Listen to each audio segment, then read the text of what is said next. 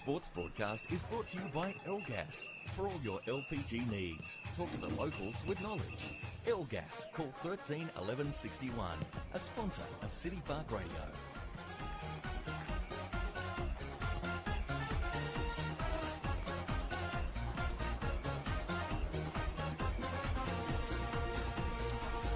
Good afternoon, everyone. Welcome to Windsor Park in Launceston for the big grand final replay this afternoon between the Launceston Blues and the Kingborough Tigers. Fantastic conditions here.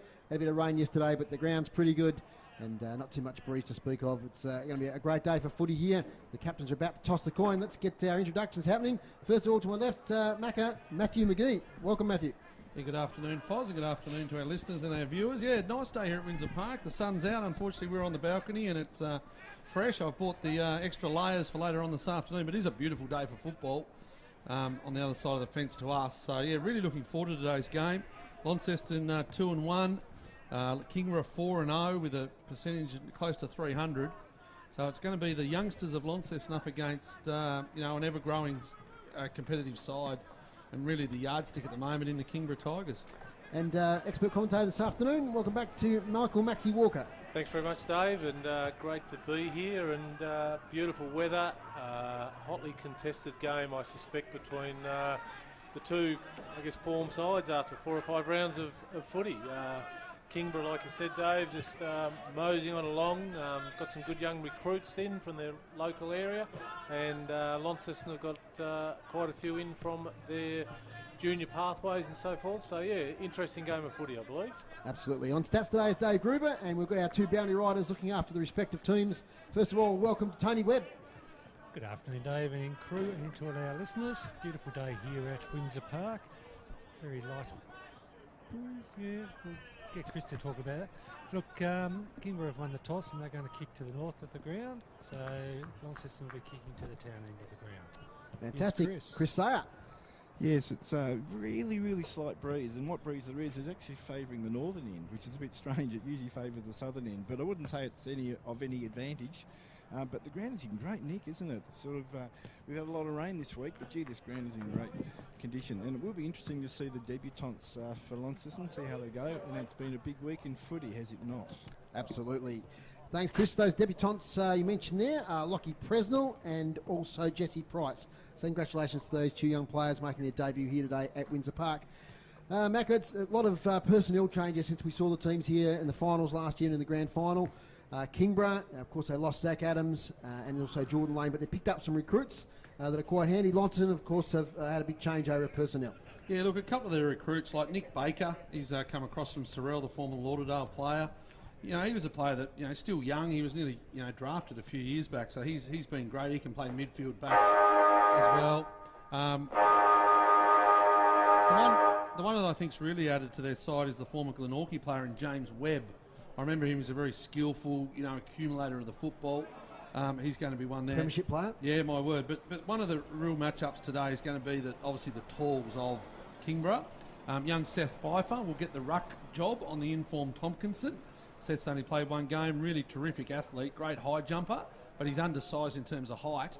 Gronewegan will probably start in the ruck and go forward and then do that swap with Seth Pfeiffer. But they're looking at the moment, Launceston, I think, Max, to keep the ball on the deck. They don't want to be outmarked in the forward line. So for Groobs' stats, we want to keep an eye on Kingborough's marks in their defensive half. Yeah, absolutely, Macca. It's the Kingborough forward line is tall, and like you said, in the ruck they'll have the dominance as well. So it'll be a big ask by the Launceston backs. But like I say, if it's not delivered in and they can put a bit of pressure in the midfield, which I think will be a good contest as well with Lovell and Powerful and Hines in there and so forth, I think that'll go a long way to deciding. There's a who'll be in front, especially in the first quarter while the heat's on. All of a sudden, Macca, we've seen they've got the luxury of having Tompkinson in the ruck, Gardner and Tyler Carter playing forward. I think Launceston will try and shut the run down. So I mentioned that if Kingborough take the marks in that defensive 50, Max, I think they're looking to give the ball to Reed and that sort of thing off the back. Clifford as well. So if they can get the ball on the deck, Launceston believe they're a chance through Riley and Hines and players like that. Young Jesse Price down there as well. Yep. The D-League earlier, it was Launceston 10-8-68, defeated the Tigers 6-8-44, and the under-18s, it was the Tigers 13-11-89, defeating Launceston 3-3-21. We're underway here at Windsor Park. Here's Matthew McGee. So it is going to be young Seth Fife up against the big giant in Tompkinson. It was pretty even hit out. It comes down to Jaden Hines, who finds himself in the midfield. Campbell gets it. Great tackle coming in from the side. Bailey Gillow, who we thought was going to be out for a long period of time with that shoulder. But he's back. Kingborough get it inside 50. Lockie Griggs. Oh, 1-2 bites of the cherry. Can't take the ball up forward. Carter comes over the top here now to Max College, the leading goal kicker in the comp so far this year. Umpire sees one. So he's playing footy, holding the ball. That's Launceston. Here's Gronewegan. They get the ball on the deck through Hyatt. Hyatt steps inside left foot. Nice user of the footy. Launceston forward was caught behind. So Kingborough get the repelling kick. Here's Kieran Lovell. He'll be one that Launceston will definitely have a look at. I think the younger Hines, Jaden Hines, has got the job on him. Max, keep an eye on that one for me, please. Close to an inside 51, 2, 3 bites of the cherry, not being able to take it. There is Tom Beaumont. Good to see him back from the Devils. He'll probably play forward today. And a little bit of pinch hit maybe in the midfield. He's been terrific form for the under-18 Devils. They look to square the ball up. Here's Reardon. He'll look to take them on. In fact, he went to kick. Probably wasn't a great option. Kicking in ball now is Bailey Gillow. What can he hit? He's going to take it back to where it came from. And it's going to go to Reardon via a free kick from Pulfreman. So Reardon in defensive 50. He's going to kick it out to the side of the roadside wing. Marked by Donnelly. Little kick's okay. Spots that up teammate there in James Webb, the boy from Glenorchy we talked about earlier.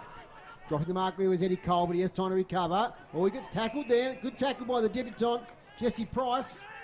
Good first involvement. Now he zooms off. 45 kick to the centre circles. Looking and finding Isaac Hyatt. Hyatt takes the mark. As James Leake spots him. Goes there. Gets on the half volley. Has to play on. Long penetrating kick inside 50. Front position. Couldn't take the mark there. Liam Jones. Off hands. Beaumont. Gets it to Price once again. Goal square Riley. Nice thump away from the Kingborough defence. Still in a dangerous position. Liam Jones kicks the first goal of the game. Did well inside 50 there. Liam Jones was involved a couple of times there in that attacking move by the Blues. He got it back again, threw it on the boot, judged it nicely and kicks a goal to the town end of the ground. And it all started there from the debutant, didn't it? Over on the wing, great kick, 40, 45 metre kick.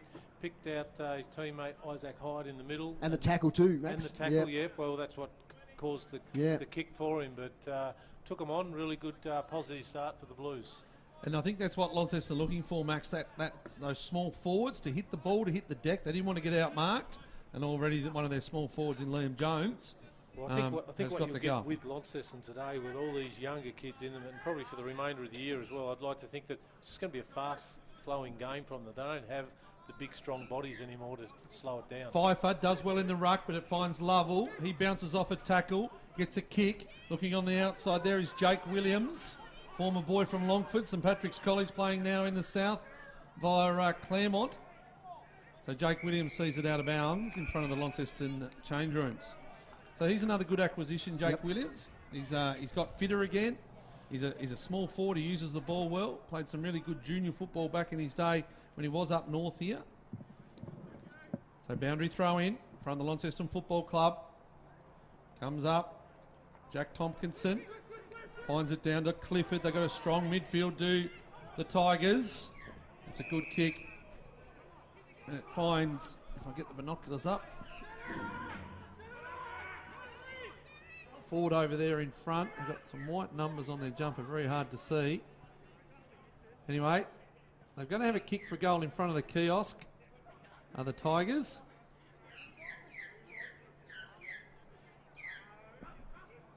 Might be Ben Donnelly, I believe. He looks to have a look at them, and it misses near side, so we don't need to put it down anyway, Max. No, it was James Zietzen. James Zietzen. Here's Ari Schoenmaker, left foot neat. Short kick, Pulfreman. One of their true leaders now, Pulfreman. Down the wing. Looks for Gronewegan, but he's outmarked. Inside 50, Kingborough. One for Dave Gruber. Up and over the top was Schoenmaker. Comes down the front. Tompkinson was there. Well held up in the tackle. And it's going to be 40 metres out from goal. Going towards the river end are Kingborough Tigers. And Launceston the city end, left of screen. Tompkinson, nice palm down. There's Hines right on to Lovell. It's going to be another ball up. Really looking forward to this contest today. It's been tied early. What we expected, there's Hines. It's Jaden Hines. Good tackle on James Webb. He's caught. Another good tackle. Here's Hines. Hines gets it out towards the wing. Interchange box side of the ground. Groningen sees it out of bounds. I think Launceston will be really happy with those couple of minutes of play. Then it just slowed it right down, gave them a bit of confidence that when the ball is on the ground, they're going to be able to control it, which was a promising sign for them. Really good pressure. Listening to City Park Radio, 103.7, 96.5. Marcus Gardner goes in the ruck. They get it forward again, right to the tip of the 50. There is Zeitson. Can't take the mark, but butters up well with a good tackle. Really good pressure on here at the moment. And taken in the tackle there for Launceston was Jesse Price, the debutant. Another one of them come through their factory here at Launceston.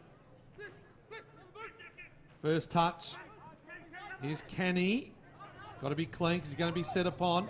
Gives it to Pfeiffer. Nice handball from him. Jake Hines finds his brother in Jaden.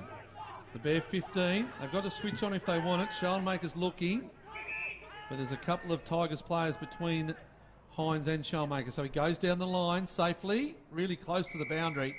And it goes out of bounds in front of Groningen. It's a really big role for Groningen today. He's really only their key forward and also having to do some ruck work, Max. Yeah, he's got a lot of work to do on the ball, I would have thought.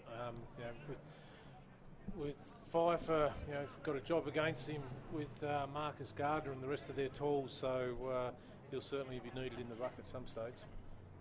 Unsure what's going on here, Max, but the captain of the commentary team is running around frantically on the technical side of things.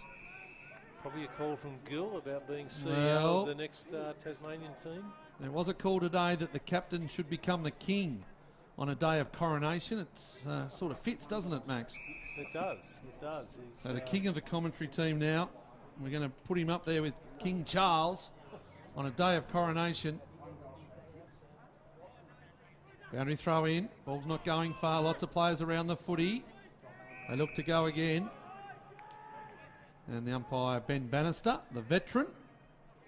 Former VFL Devils umpire. He might get his, might go the full circle, Ben Bannister, if he can keep going until the next VFL side comes along. And he said that's holding the footy. Very good umpire, Ben Bannister. Free kick to the Tigers, far side. Good tackle. That was Clifford. Inside 50. They've got the numbers here, Launceston. Leake has to go. Goes back to Josh Gillow. He steps through the line. Tell you what, Max, a player that has had a terrific start in the Devils season is James Leake. We saw him come of age last year as very much a cricketer that found football a bit later on.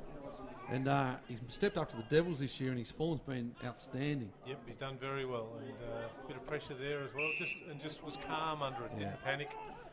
Schoenmaker finds Campbell Atkins. Goes by hand on the outside to Bailey Gillow. Wants a neat kick under pressure and does well to Pulfreman. Pulfreman, they look to chip it. It falls in front of Schoenmaker. He steps back on that nice left foot. It's one thing he can do is kick well and kick really well on the left. Liam Jones probably should have taken it. Went through his hands. And buttering up here in the sun is Pulfreman. So Joby Harper was an in and an out and an in again, but he's not playing today. He's got work commitments with the Fireys. So I'll look to bank some work hours for him so that come the business end of the season, he'll have a few hours in the bank and be able to take some time off to do his football duties as opposed to his Fiery duties. If they can get the ball out here, Launceston, they're away, but they can't because it's taken by Lovell, the former Hawthorn recruit, and one of the best players in the competition. Fozzie gives me a tap. The king we've named him was. What's been going on, Sunshine? Just had some scoring app issues. Is that all? Yeah. Just scoring app How many issues? minutes gone? Missed the first 10 minutes. No, What's been I don't happening? even know because I can't see the scoreboard. 10 minutes gone. Lots of tackles, lots of stoppages, and not much else. If you have a spell, I'll do a few minutes here. Oh, thanks, Dave. Gardner against the tap out towards the boundary line. Tracking the ball there was young Tommy Bennett, the Devil. Gets the kick inside 50. Now Campbell shimmies around. Left foot, Will Campbell kicks the first goal for Kingborough. No, he doesn't. He brushed the post on the inside. Another behind for the Tigers. That's their third. It's Launceston 6, 1 to go straight 6. Kingborough 3 behind, 3 points. Macca. Half time at UTAS, the Bombers versus the Bombers. It's 25 apiece. Right, tight game there. And of course, I think Lauderdale are wearing their old Cats Guernseys today. Score for Max Walker. West Coast 2-3-15 lead the Richmond Tigers 1-1-7. Oh, gee, heads might roll if they lose this one. Early days. Free kick, Lockie Griggs. He's had a really good season. He's leading the comp. We're in the top few in the comp and a lot of stats. He kicks inside 50. Tompkinson's there. Out of the contest though. Picked up by Sean Maker. Cruises through the defensive goal square. Beautiful kick. Finds his fellow teammate there in James Leake. He's wearing the number 6. Well, the number 42 last year in his debut season. Invited now to play on. Long rake and drop punt. All Tigers though. Mark taken. Nicely there by Lockie Godomski. 45 kick is good. Finds Cole, hands off to Reardon. Elijah Reardon from 40 directly in front. Spurns another opportunity. 4 behinds now. Something there they're going to watch. If he's Liam Jones's man, Liam's got to go with him. Yep. I think it might have been just caught on the hop. There might have been Jack O'Neill. Yes. So the youngster in Jack O'Neill is just going to have to watch Reardon running, even if the ball's in the other end of the field. Tyrrell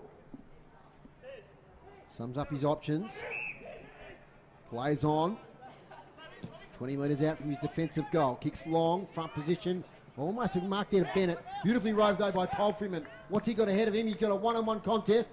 O'Neill up against Donnelly. In fact, it was Beaumont up against Donnelly, beg your pardon. And it's seen out of play. Left half forward now for the Blues. Very stagnant on the kick out there, Launceston were. They're looking for that target, which they're just lacking. So I think they've just got to run and carry and keep the ball moving. It's the Blues by 2 points halfway through this first quarter. Pfeiffer does well, gets it to Jaden Hines, leans back on a big torpedo inside 50, bouncing chaos ball. Donnelly picks it up, slips over a bit, tackled there by Beaumont, holding the ball. So Tom Beaumont lays the tackle there, one of the best fullbacks in the business, Ben Donnelly, and he'll have a shot for goal. About 40 out, slightly left of centre. Mackie, you've seen him play a bit for Devils. Tell us about his set shot.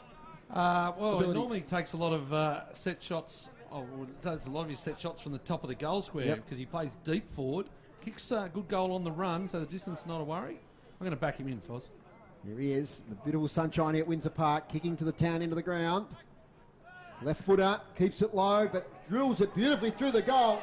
Second goal to Launceston, making most of their opportunities. 2 goals straight, 12. Kingborough 4 behind, 4 points. Inside 50s, boys. Kingborough 8, Launceston 3. Certainly making the most of their opportunities. 2 goals from those 3 entries, Dave, and a couple of goals to the lesser-known players in their team, Liam Jones and Tom Beaumont. Liam spending most of last season in the Devils program, and with the bye this week, the Devils, we get Tom Beaumont and a lot of other of his teammates playing in the competition, which is good for the spectators to see those good young blokes. I think they've got a couple of weeks off, Devils. I believe that if they play this week, they'll probably have next week off. You'd imagine Beaumont, and I know McKercher's not playing here today, but Beaumont and McKercher and maybe even James Leake will probably end up getting selected in the Allies, the National Championships, which will be great for them. That'll probably be announced in the next couple of weeks. So then they'll sort of head into that. Here's Bastic off the half-back flank. Kicks it out wide. This is James Webb. Left foot, inside 50. Leading for the ball there is Lockie Presnell on debut, playing sort of as a medium defender. Lockie Presnell, good mover, came through, I think, Prospect Juniors. Another of the Prospect boys, the Prince, they call him. Yeah, another St Patrick's College boy. He moves well. He's really improved his footy. Had a great year last year in the D-League. Here's Gillow. Got a big effort there in the ruck against Tyler Carter. Good hands, Kingborough, but it only goes as far as Canny. He's set upon. Tigers get it back, and Josh Gillow does his defensive work. Deliberate. It's Eddie Cole. It's against Cole, is it? It was already out when Gillow got it. So it's deliberate against Cole. And Canny's going to take the free kick in the back pocket.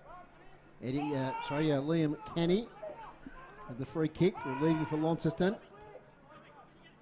Low kick, spearing pass, knocked away from O'Neill by Reardon. So Elijah Reardon has had a fair bit of it already. And that's the thing now with these Kingborough players. They've got a lot of players in that demographic, 20 to 24-year-olds. They're starting to become really good footballers, really good team players.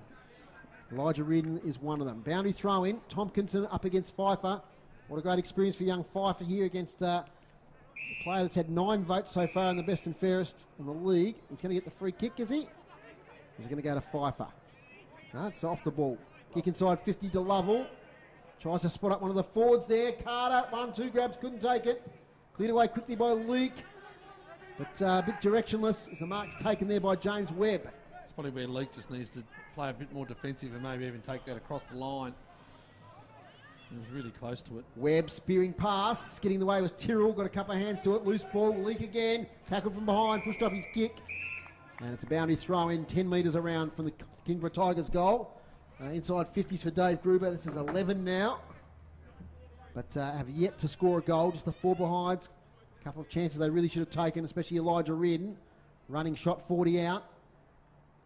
Nice throwing by the boundary umpire. Over the back.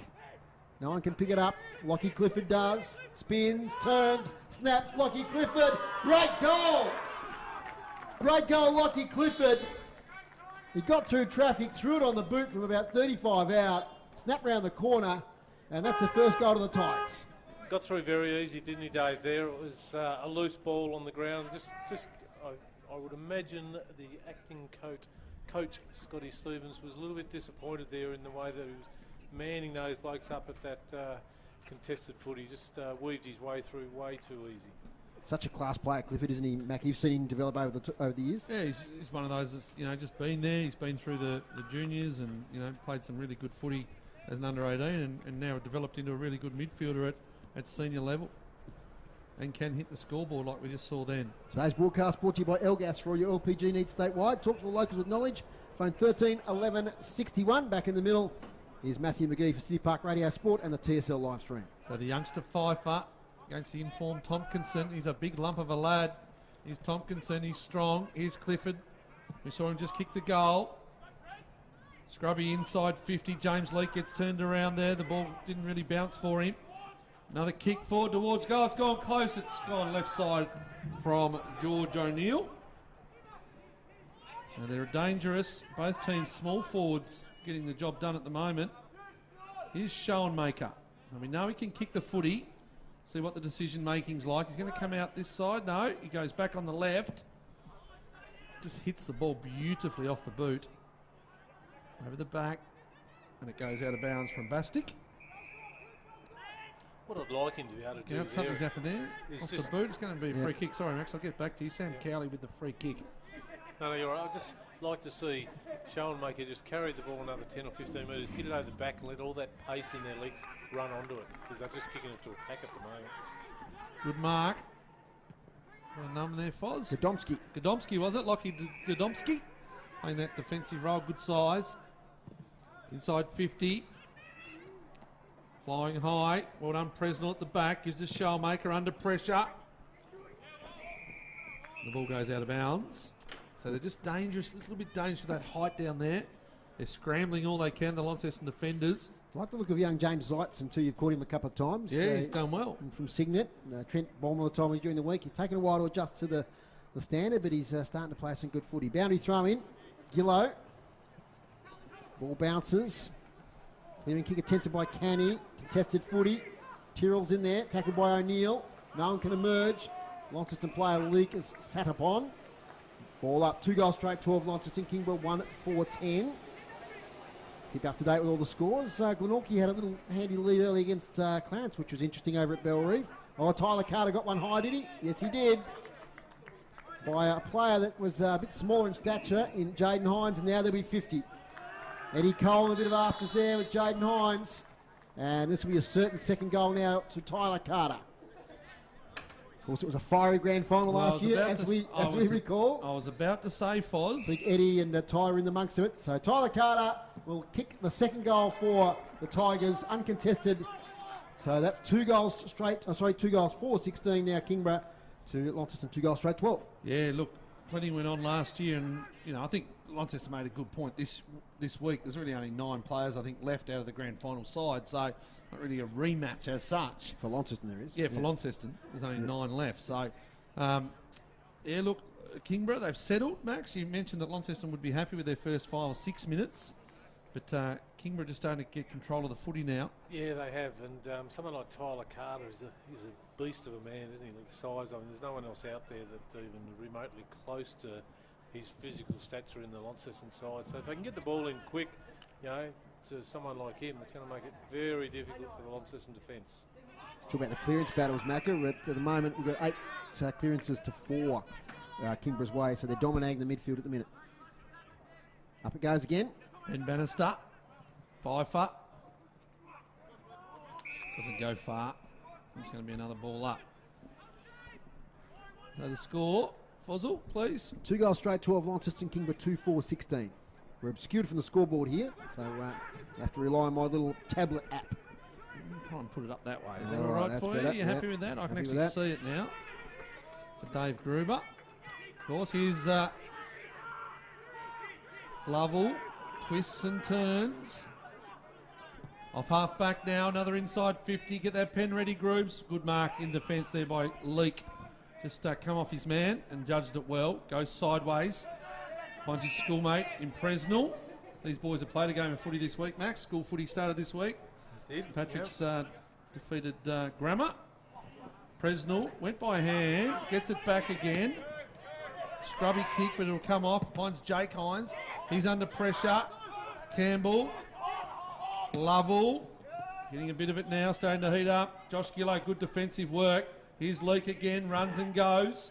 Goes wide. That's a good defensive kick. It's going to find Kenny on the outside. Not a great bounce, though, because it found his teammate, fortunately, there in Brodie Wiggins, who came into the side today. And it's 1-2 bites of the cherry, and now it's Reardon. Fozzle? We've got an injury concern. We might get back as Reardon's about to kick it inside 50, but we'll get down to Chris in the next stoppage. So Reardon injury concern for Launceston. might look to go on the arc, and he does. He tries to sell a bit of candy. Goes again, does twice. This will be a good goal if he can get it long and deep. Reardon, if it goes over the back, it's close. They keep it in. Kingborough right there through Max College. He twists and turns, but it's a good tackle. No, it's No, not. it's high. Yep. Oh, I thought the defensive pressure was good. Just slipped high on the tackle. And while he's lining up, Chris, what do you got for us about Brodie Paulfreeman? Yes, he came off with limping on an ankle, in fact not putting any weight on his ankle. So, he's up and about now, so he's proppy. a bit proppy, so we'll keep an eye on him. Thanks, Chris. Can't afford to lose that. So it's College. Just a free kick went high to Presnell, the debutant. College steps inside and hasn't quite hit it. It's hit the point post on the far side. It's going to be out of bounds on the full. So if you just joined us, it's Launceston 2 goals straight 12, Kingborough 2-5-17. Is Ryan Tyrrell. He's got a short option in Jones, one of the goal kickers in his first term. Leakey is free. You can hear the call, and he goes in that way. James Leake marks on defensive 50. And isn't that great leadership there from Bailey Gillow? You know, he's directing play. Back to Reardon, who's one of the best on the ground already, you'd have to say. He's dominating across half-back and kicking the ball inside 50, which he does once again. Looking for Tompkinson, but front position, well done, Tyrrell. Jones is there.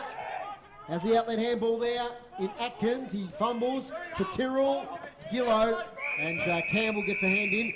Talking of Will Campbell, Macca, he's one player that was injured just about all last season. They probably really missed him in that final series. Was he the one that had the broken Yes, leg? Yeah, yes, terrible correct. broken leg. But look, he was a brilliant player the year before that. Yep. You know, as they started to build, he was been at the Tigers since the start. And Bounty throw in. One there by Gardner. Shark by Jones. Here's a chance for Launceston off half-back. Indecisive. Has to go sideways. Finds Canny. Canny now. Defensive side of the centre square. Running for him is Wiggins. Late inclusion. Oh, Wiggins drops the mark. Under pressure now from Carter. Gets an under pressure kick away. Will be a turnover. I think that's Lovell over there who's taken the mark. No, in fact, it was Williams. Jake Williams. Handball no good, though. I'll sweep it away through Presnell with the Blues. Up on the wing now. Off hands. Inside 50. Aimless kick. Falls straight to Lockie Clifford. You can launch again here. Gets the pass here towards Gardner. lumbers after it with Gronewagen. Well done, Gronewagen. Traps the ball, gets the handball away. O'Neill gets it to Atkins. By foot now to Tyrrell. Tyrrell, a couple of kicks out from goal. Here looking for Riley. But get the hands in there with Beaumont. Riley's sort of a bit frustrated there. But it's off hands and out of bounds in the forward pocket. Yes, Max. Bit more torque than to Tyrrell. He could have run and carried. Yep. All he had was big Marcus Gardner loping along behind him. He had 30 metres in front of him that he could have carried it over the back of that. We know how good Dylan Riley is in just flicking back out the back. Yeah. It could have been a goal written all over. I did notice too, Max, Riley and Beaumont led exactly the same spot. They did. So they were never going to really take a mark in that situation. Then we got a high tackle. It's going to come back here to Launceston to Jake Hines. And that's probably the fact, Foz, that Beaumont hasn't played. Yes. You know, and Riley hasn't played with Beaumont, and they're just not quite waxing together there at this stage. Jake Hines, playing predominantly midfield today, goes deep forward, flying and taking the mark in the back line is Ben Donnelly. Donnelly switches it out wide to Lockie Griggs. So Griggs, as far away from us as he can get, goes on the side and good mark, Jake Williams. You saw Jake as a younger footballer, Macca. Are you glad he's having a go at this? Yeah, my level? word. He was a player we're really impressed with at school footy. Might be 50 here. No. He's got to come back over the mark. But no, look, he was he's a little nuggety player, but he was low to the ground with those legs played some really good junior footy. Moved to Hobart originally for cricket. Yeah, very good cricketer. Lots of runs. Managed to crack it at the big time, but it's made some good runs in the Premier League down there for cricket. So the ball's up on the wing. Groups point out a stat there. 8 intercept marks to Kingborough to 1 to Launceston so far. So that's what Mitch Thorpe didn't want. Yep. Scott Stevens, Mitch Thorpe, one and the same really, but one's in charge directly today. Of course, Mitch Thorpe's allowed to do what he wants during the week, and then comes game day, he's not allowed to have any contact. So ball up on centre wing. We're in the dying minutes. He won't be a long quarter, just the 4 goals kicked. Kingborough 2-5, Launceston 2 goals straight. Kick out of the contest. Bouncing ball here at half forward. Comes here towards Tyrrell, who's on College now. Tackle there laid on Leake. Free ball. College again goes in. Eddie Cole inside midfielder. Can't take possession though. Jones does well. Gets a give and go. Now he's got player Hyatt. Hyatt enters the 50. Long handball here towards Cowell. Cowell takes it. Kicks to the square. Who can take a mark? There's plenty of Launceston players there. Oh, gee, that's nearly a mark for Beaumont. Hit the deck though with a second grab. Kick smothered Hines. Now snap from Riley. Dylan Riley puts the Blues back in front here at Windsor Park. Nice snap. Trademark Dylan Riley goal. Just took half a step. Swung it on the boot from the boundary line. Kicks a beautiful goal for Launceston. Really good play, Max, in the middle of the ground from Liam Jones. He shrugged off 2 tackles. He took them on. Found the player on the outside in Hyatt.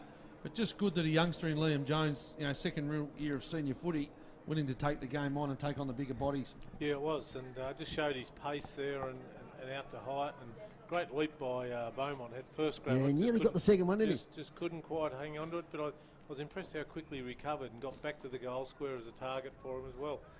But when the ball's in the hands of Dylan Riley within 20 or 30 metres, you don't really need anyone else wanting to kick the goal, do you? I think they'd very much take this Launceston, even though Kingborough have been able to take those marks, and they've still managed to get the ball on the deck.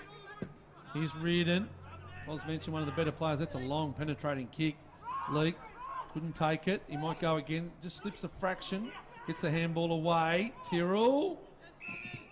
Just caught. It might end up, I noticed in one of the AFL games the other week, Max, where the opposition were actually deliberately kicking the ball along the ground. I don't know if it was St Kilda or something. They didn't want the opposition to mark the ball. And they actually deliberately kicked those chaos kicks in, trying not to kick it up in the air deliberately. They were deliberately just kicking along the ground for their small forwards. Certainly sounds like a St Kilda trait. Yeah, I think it was. I think it was. Rossi Lyon thing. He was doing. I can't remember who they were playing. Eddie Cole takes the marks, 60 metres out from goal. This is where they're dangerous. Kingborough with their height. They get it to the deck. They're doing well, the youngsters there, led by Leake. Tyrrell takes that round. Bit of a veteran now, Tyrrell. So it's going to be a boundary throw in. this is where they've got to be really careful, don't they? Well, you've got Brody Wiggins. You've got Brody Wiggins playing as a ruckman against Tyler Carter, who gets the ball himself, Tom Hawkins style. Oh, he overruns the footage as Josh Gillow. And it's a good goal to the big fella up forward. And that is Jack Tompkinson. Jack Tompkinson, the ruckman's gone forward. So he just gave up the position, the ball went, but go back to the ruck hit out. The boundary ruck hit out, you had Wiggins up against Carter. You know, a second, third game up against one of the big men in the best big men in the competition. Jack Tompkinson kicks a Rovers goal there. And it was that Tom Hawkins, I called it. It was that Tom Hawkins thing. That get rid of him, grab out of the ruck. Tom Hawkins made a career out of it, to be honest. Probably got 30 or 40 kilos difference in that ruck contest. Definitely. Minimum. You know, maybe you can't go third man up now, but, you know, who do they send there to do it? You're asking a lot of Groenewegen to do it at both ends. But the boundary throws are high enough to be able to get a bit of a run. Ruckmen don't like to run at the ball anymore. You've got to stand there and wrestle. Up it goes. These young blokes run at it. Gardner in the ruck at the moment. It's Tompkinson. Big game last week. 20 possessions. 7 marks. And it's quarter time. As at Windsor Park in this grand final replay, it's Kingborough 3 goals, 5-23, leading Launceston 3 goals straight, 18. Max. Goal kickers, Dave. Yep. We've got 3 apiece. Kingborough, 1 to Clifford, 1 to Tompkinson, we just saw, 1 to Tyler Carter, and to Launceston, all singles as well, Beaumont, Jones and Dylan Riley. Fantastic first quarter here. It's a really even contest. Perhaps not stats-wise, and Grooves is about to hand me the stat sheet, so let's just go through those before we have a break. And hit-outs, Kingborough 14, Launceston 10, so they're doing okay there. Of course, they got the experience of Groenewegen there in the ruck. Clearances, Kingborough 11 to Launceston 8. Inside 50s, Kingborough 19 to Launceston 7. So 3 goals from the 7 entries as opposed to 3 from 19. No marks for either team inside 50 yet. You don't often see that stat on a day like this. Free kicks, 7 to Kingborough, 6 to Launceston, and intercept marks, you talk about those, 9 to Kingborough, 1 to Launceston. Okay, we'll take a short break here on City Park Radio. When we come back, we'll have the analysis from Max and Macca. We'll get some other TSL scores, and we'll get some words from the boys on the boundary. Back in just a moment. Play your cards right this winter with new LPG deals from Elgas. Whether you're moving in or you're settled in, make the switch online today. From LPG account credits, fixed pricing and carbon offset options, Elgas has got you covered. Don't lose out this winter. Visit the website, choose your new deal and sign up today. Go online, www.elgas.com.au. Elgas, local, safe and reliable. A sponsor of City Park Radio. Hi there. Are you a community group or not-for-profit organisation? If you need financial assistance managing your waste, apply for subsidised entry to their waste centres through the City of Launceston Annual Waste Concession Program. Eligible groups will get subsidised entry at the City of Launceston waste transfer stations throughout the financial year. All you have to do is apply. For more information or to apply, head to the City of Launceston website and search concessional entry. Applications close June the 1st. A sponsor of City Park Radio. Local sport, local music, local arts and culture on your City Park Radio. 103.7 and 96.5 FM. Welcome back here to Windsor Park. I'm Dave Moore with Matthew McGee, Michael Walker, Dave Gruber, Chris Sayer and Tony Webb. Here bringing you all the action this afternoon. Other TSL scores, Macca, there's one in particular that's quite interesting. But first of all, York Park. Yeah, York Park, North Launceston 40, lead Lauderdale 26. Lauderdale about to have a shot for goal. And the big one is at half-time, it's the Glenorchy Magpies, 4 points up over the Clarence Roos. 3-2-20 to 1-10-16. So, but well done, Magpies. They were really good last week against North Hobart as well. So credit to Josh Arnold there. He's done a great job. Richmond is still coming second. They're 2-4-16, training the Eagles 3-4-22. Quick, Max wants me to get rid of that score. Individual stats, James Leake led all comers with 11. Jake Hines with 9. Liam Kenny with 7. Then Jones, Tyrrell and Sean Maker 6. But we mentioned, the stats, team stats, it was all one way really. They always keep an eye on one player, to the Launceston stats people, and Kieran Lovell's, he's had 9 as well. So for our Kingborough listeners, if you're wondering why we're just giving the Lonnie stats, the Lonnie boys are right next to us here. Darren Lovell and Damien Donnelly do a great job giving us their stats each and every quarter. Max, how did you see the first quarter?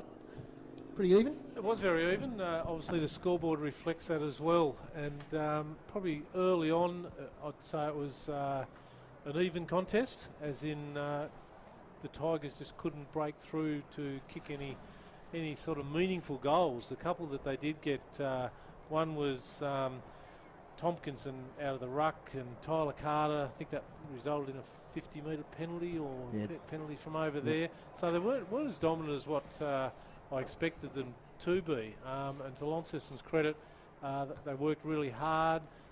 Happy to see the ball on the ground, as Macca alluded to during the call there. And I think that's what they've got to really concentrate on. I'd really like to see the younger blokes of Launceston, the Cannys, the Joneses, the Gillows. You know, you nearly go down, there's probably 18 of them that can just run and carry the ball. Like to see the rucks. You know, obviously Groenewegen will be able to hold his own against the Tompkinsons, Carters and Gardners, but someone like Seth Pfeiffer, you know, he's a great high jumper. He should be just getting back an extra couple of steps and just jumping out of the air and just getting over the top, because noticed in the middle there a couple of times, just brushes him off like a blowfly. And Kingborough really tight across half back, haven't they, Max? So a lot of rebound from Elijah Reardon in particular. Yeah, Reardon's been fantastic. Yeah. So, you know, I reckon that Launceston will put a bit of work into him at quarter time as to how we can stop him doing that. You know, again, he's a guy who loves to run and carry. We've seen him get caught up a little bit in the middle there once, had to have a little bounce and try and get around a couple of people, but certainly their half-back line stood up really well. And, of course, we talked about Cole, Lovell, Clifford. Their midfield are pretty good. They're winning a lot of clearances. But, you know, as you say, Launceston are hanging in there. They're making really good use of their opportunities. And they do look dangerous when they go forward, don't they, Macca? They've still got the likes of Riley, Hines and now Beaumont. Are you surprised he's playing that permanent forward role? Oh, look, I think that's where he'll play at the moment. He's pretty explosive down there. I just think maybe from this point of view, is they sort of maybe could throw him in the middle, maybe even just for clearances. Just at this level, I think they might worry about his ability to get across the ground. Especially if Palfreyman, we've got an injury out there, Palfreyman. If he's out of the game, he or might have hampered, a choice. Mightn't have a choice. No, definitely. So he's one that they can definitely throw in there and just put a bit of a body and a bit of explosiveness through the middle of the ground. Chris Sayers emerged from one of the huddles. What do you got for us, Chris? Yes, I can say Palfreyman's pretty good. I think he's going to play on. He's had the bottom part of his calf strapped up, so it's not an ankle, it's a calf. Okay. It's in the lower part of his knock on the calf. Right leg, but he's going to play on. It's the only injury worry that I can see for Launceston. Coach Scotty Stevens was not happy. He spoke a long time to Joe Groenewegen as well, I found interesting. All the stats that he quoted were against Launceston, so they're really under the pump. He said they started well with tackles, but then Lovell's had too many. They've got to stop intercept marks. I know you said that intercept marks were in Kingborough's favour, so they've got to stop the intercept marks and make Reardon accountable. Interesting you picked out Reardon as well and make Reardon accountable. But it was almost like a one-on-one of footy, you know, all the things you do on a footy side that Stephen spoke to his players about. So, yes, we'll see how it goes this quarter. Here's Tony. There is an injury concern for Kingborough. Nick Baker came off towards the end of that quarter. His legs not looking very good. He's all bandaged up. Might have been a bit of ice put on. They deny that he's done for the day at this point. It looks like he is to me. At quarter time, though, the coach was pretty pleased with the way they did it, especially the first 10 minutes. Then he said they fell away a little bit away from the game plan. First 10 minutes of this quarter, he just wants them to keep things a bit simple. When they're in attack, he wants the forwards to go up sort of alone, because he says Launceston's really good at getting the third man up, and he wants them to stop that aspect of their game. But they were all very happy with the way the first quarter went. Thanks, Tony. Second quarter action, Matthew McGee. Second quarter, Launceston going towards the river end of the ground this quarter. They trail currently by 5 points, but the stats probably say it should be more. And Kieran Lovell's going to get the first chance because he's got a free kick in the middle of the ground. He goes short, finds Clifford. Clifford goes short, not a great kick towards Zeitson. Zeitson was one that we mentioned in the first quarter that we haven't seen before, but we like the way he moves. Taking the ball well there for Launceston was Bailey Gillow. Very lightly built, isn't he, Zeitson? Yeah, he's bit going of to get a height free in kick. him. Fossil, did you have something to say? Yeah, Nick Baker, big loss. I had a look in through binoculars, and he's definitely out for the day. There's ice on a knee there, I think. So Hamstring it's a by big the looks loss. of it. Hamstring, From- okay, yep. Through my We're all binoculars. physios up Right. here. Different binoculars for you, Max. Here's Pfeiffer. Oh, he kicks like a little inside-out torpedo. I don't think Riley would like to get the fingers near that one. Here's Reardon, been great today, taking the ball on the back half. He's Lockie Griggs in the long sleeves. He goes wider and finds Joey Brower. Brower takes it, kicks well, finds Eddie Cole on that wing. That's the movement that we wanted to see from Launceston in the first quarter. Didn't get it off that half-back line. They come back inboard now through James Webb. What a pick-up he's been. Finds Clifford. They're just getting so much of the footy at the moment, these midfielders for Kingborough. They've set up behind the footy now, Launceston. Going to make it hard. That's a terrible kick through Clifford. It's going to come back the other way.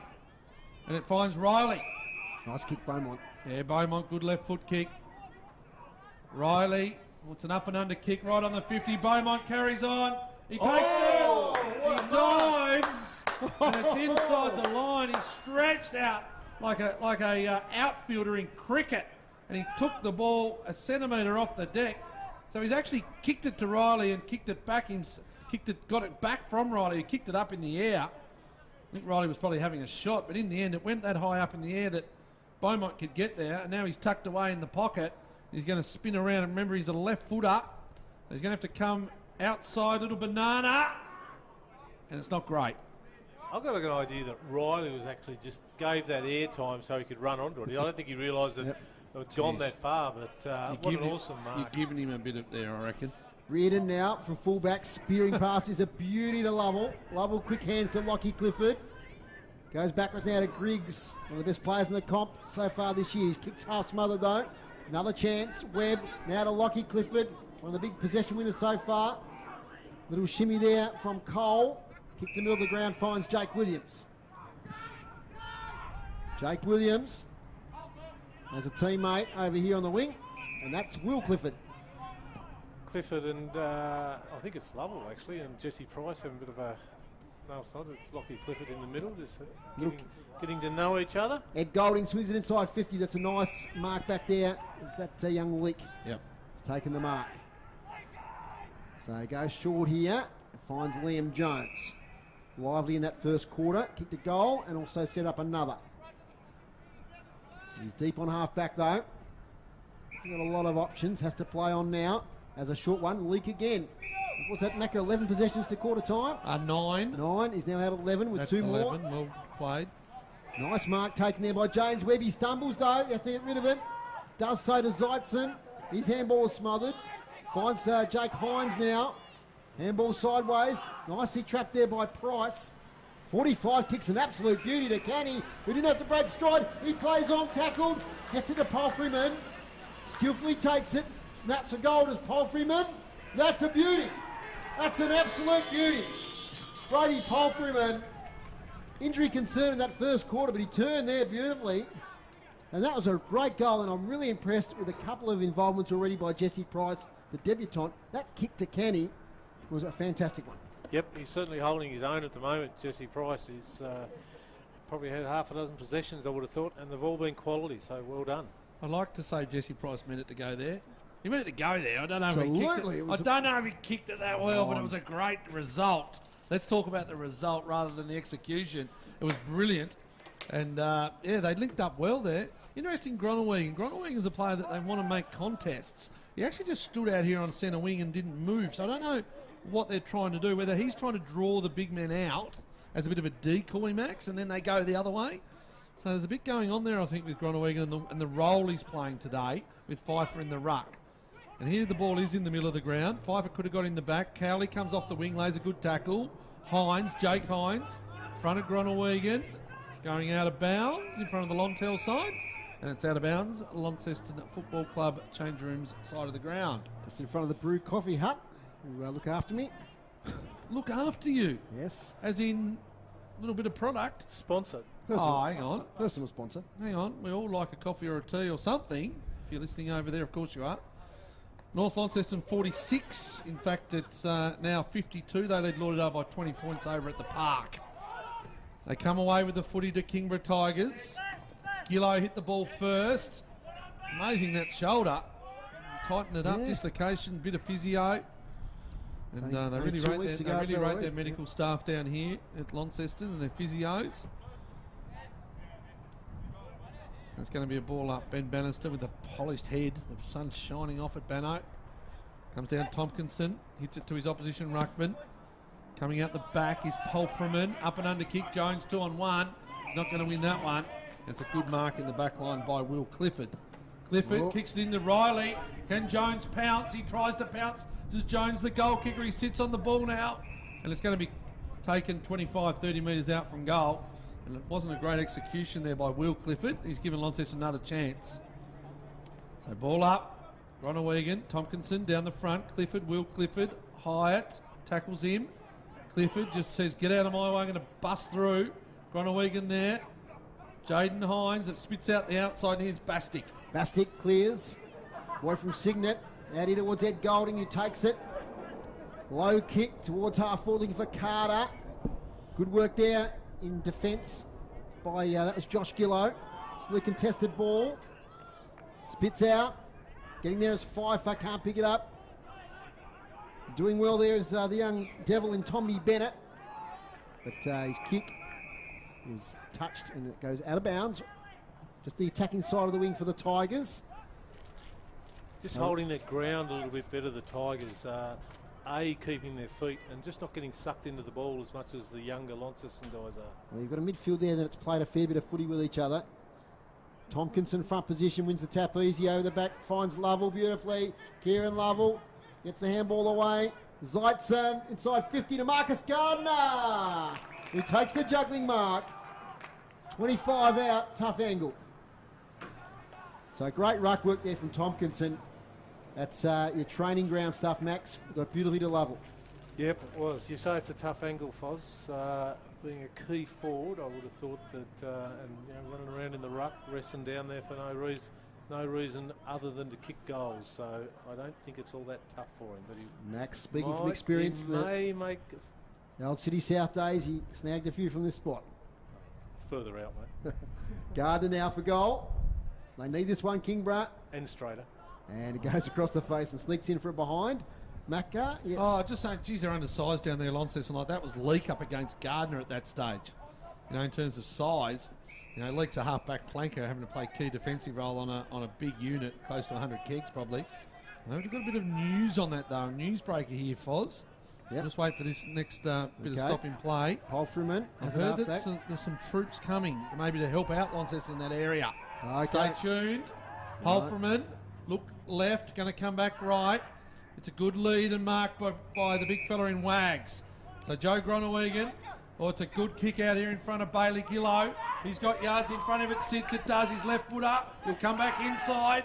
The Kingborough defender didn't know that. He should have. Here's Hines. Jake Hines can't take the ball. Comes down the front. Good kick. Beaumont snaps and kicks his second. Well, good work. It was some good kicks on the 45s. First inboard and then another one by Gronewegan finding Gillow. And Gillow just stepped inside on the left foot there of Will Clifford. And they're the little things, Max. If you've done a little bit of homework, Gillow comes towards you. He just burnt him on the inside on the left foot. And Beaumont, he's becoming a goal kicker, Foz. That's why he's there. He's dangerous up there. I wonder if he's playing forward. Is it a workload thing as well, maybe? He's played a fair bit of Devils footy. No. No? You think it's totally. I'm telling you why he's playing there. Yep. He's playing there because they worry about him in the midfield at this level. Okay, so he's playing forward. Yep. And he's good forward. He's powerful forward. He kicks goals at Devils level. And he's kicked two. Are you questioning, Foz? No. Righto. Just wondering. I know you've been coronated today as the king of City Park. Been a big week. Got the crown. Oh, a big week for you. I tell you what. Ben We'll Donnelly, get to that later. Ben Donnelly on Beaumont at the moment. Here's Lovell up against Jones. Jones taps it away from Lovell, the two number 9s. Through comes Hyatt. Weaving through there was Bennett. Got the handball away. Ambrose Brereton can't get rid of it. And it should be a ball. Every time I see that name, Ambrose Max, I think of Ambrose McDonald, the Sandy Bay player back in the day. Absolutely. He was quite hard at it. I think of Kirtley Ambrose. Oh, there you go. A mixture of Kirtley Ambrose and Dermot Brereton. A bit older than you. In comes Hyatt now, picks it up, tackled from behind there by Will Clifford. I think you got a score there, Macca? North Launceston 65, Lauderdale 32. Okay. And they're yet to get underway down at Belle-Larive. Ambrose Brereton tackled, got the kick away. Is Lovell, he overruns it. Support though from Campbell. Handball, not great. Oh, running past there was Canny. Lays the tackle though, just Polfreman on Griggs. Comes to half foot. Great pick up there by College. Gets it away to Webb. Left foot kicks a beauty, well weighted. Mark not taken up there by Zeitzen. He's got the recovery. Round the corner straight to Tyrrell, who would leave for the Blues from half back. So Tyrrell on that left foot. Looks for Jake Hines, had a good quarter. Hines goes by hand on the outside. Over the top again by hand. Back again. This is Schoenmaker. Oh, it's smothered in the kick, and they're going to go the other way now. Kingborough, they're going to try and get them on the rebound. There's Tyler Carter. Twin Towers down there with Gardner, but they do well through Gillow, who finds hands and goes to Jake Hines. He bounces away. Goes the kick on this occasion. Oh, nice. Oh, it's well done. Elijah Reardon on half back, one of the better players so far. Reardon low kick, far wing, not great though. Kicked it straight out of bounds. Off the side of the boot. No penalty there. So it's Launceston 5-1-31. Kingborough 3-6-24. Dave Gruber stats. Let's see. Pretty even inside 50s this quarter. A lot of stats are even as I look down the page. So, but Launceston still making most of those opportunities. Talked about. Eddie Cole lays a tackle. Macca. I'm just going to go back to my other point because the listeners are on the edge of their seats. They're tweeting in and they're texting in. I've heard a little whisper today that big Jamison House is on his way back to Windsor Park from Wynyard. And another former AFL player, perhaps? Oh, well, I was going to get to that later. Okay, all right, sorry. Well, another former AFL player, yes. Jackson Thurlow as well might be making his way back down here. So how about that on the half-back line and full-back line? Nice. Maxie Walker. Nice Mark Presnell on debut. Switching kick though, dangerous. Jake Williams intercepts for Kingborough. Nice little handball over the top. Cole inside 50, waits it okay for Tompkinson. He's up against Josh Gillow. This way, that way, Tompkinson. Oh, gets around with ease. Gee, what a goal this will be. He leans back on it. It's across the face, but he gets it to Carter off hands for a behind. Sublime skill there, Max, from the big fella. It was. Turned him inside out. That was young Josh Gillow. But just getting back to your couple of ins, very handy ins halfway through the season, aren't they? Makes a bit difference, doesn't it? It does. Canny kicks to the wing here, looking for Jordan Cowell up against Reardon. Reardon not paid the mark, darts away though. Lovely little kick, spots up George O'Neill, the boy from Signet. George is the call. Gets it here towards Griggs, who has a contestant mark to deal with. It's against Canny, front on contact. Free kick, Griggs. Now, Mitch Thorpe is just hovering behind us in the corporate sort of area. He's not obviously there going to the coaches. Just might have heard him hit the window there a minute ago. Ambrose Brereton up here towards Tompkinson. Spills over the back, not paid to Carter. Leak, it's one of those desperation kicks out of defence. Only as far as Campbell, dummies the handball, sells the candy, gets to 55, kicks it deep, Will Campbell. Off hands, Carter tries to launch for goal. He's tackled and be a high tackle against Hines. I'll tell you why he hit the window, Max. He hit the window in anger, Mitch Thorpe behind us, because Elijah Reardon continues to get the footy off half back. That was exactly what he doesn't want Elijah Reardon to get the footy. He does, and they'd be disappointed, Launceston back line there as well, where we saw Carter kicks the goal. Just kicking the goal there, but he was outnumbered about 1-4 there, and he ended up getting a free for too high. 2 goals now to Tyler Carter, both from free kicks for high contact at either end of the ground. 4-6-30 Kingborough, Launceston 5-1-31. What a tight contest we've got here on City Park Radio. Today's broadcast brought to you by Elgas for all your LPG needs statewide. Talk to the locals with knowledge. Phone 13 11 61. 31 apiece at the moment, guys, and it's reflecting that, isn't it? The inside 50s would be quite even, I think, this quarter, because it's been a game just backwards and forwards. But yeah, look, something's got to break here for one of these groups of players, isn't it? It's either got to be the leg speed of Launceston going to take over, or just the physical strength of the Tigers are going to start out pushing the younger blokes. Thanks, Max. I gave the wrong score before. It's 4-7-31 to 5-1-31. He's Matthew McGee for City Park Radio Sport. Marcus Gardner in the ruck now, so they've got plenty of options in that ruck. Launceston have only got a couple. This time it's Gronewegan taking over from the youngster in FIFO who has a spell. Polfreman, dumps him into the ground. Now, having Umpire says that's okay. Having on the ball marker is Tommy Bennett, who's played a couple of Devils games this year. He impressed in the first round, and that got him a Devils call-up. So, Yeah, it did. Yeah, he of might have course. played in that UTAS Stadium game. Yeah, they've had a good start to the season, the Devils. There he is again. It's the ball out. Ed Golding. Pressure on. Oh, coming through was Riley. Too high. And it's going to be a free kick to Eddie Cole off half-back. He goes wide. He might go too wide. Close to the line. Oh, fumbling the ball and going out. It does so. It's going to be a throw-in. Just forward of centre.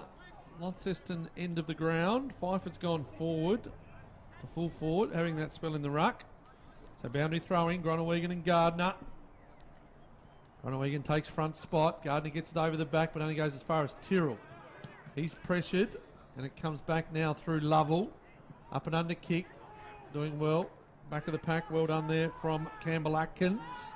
Another one of those players injected into the side through their juniors this year. And it's a good mark in the back line. Godomski. Lachlan Godomski. Hit up kick. Nicely done to Lovell. This goes in spurts, Lovell, doesn't he? Like started maybe a little bit slow, got him back into the game, just has possessions at will. Or good use of the body. No, wasn't good use of the body. And it's going to be a free kick, Bailey Gillow. As he does, he plays on fast. This is where they like to attack from in front of us here in the commentary position. This time it's Kenny. Jones is going to take front spot, overruns the footy. Oh, could have been a head-high tackle there. Throwing his head back was Tom Beaumont. Umpire said no. Gillow's going to go again. Had leak, didn't give it, should have. Had a look and ended up doing nothing and was caught in the tackle by Lachlan Clifford. Had to give it, Max. He did have to give it. Either by foot, get it in, left foot, or by hand. He's in the perfect spot, but just Oh. let off. Well, Lachlan Clifford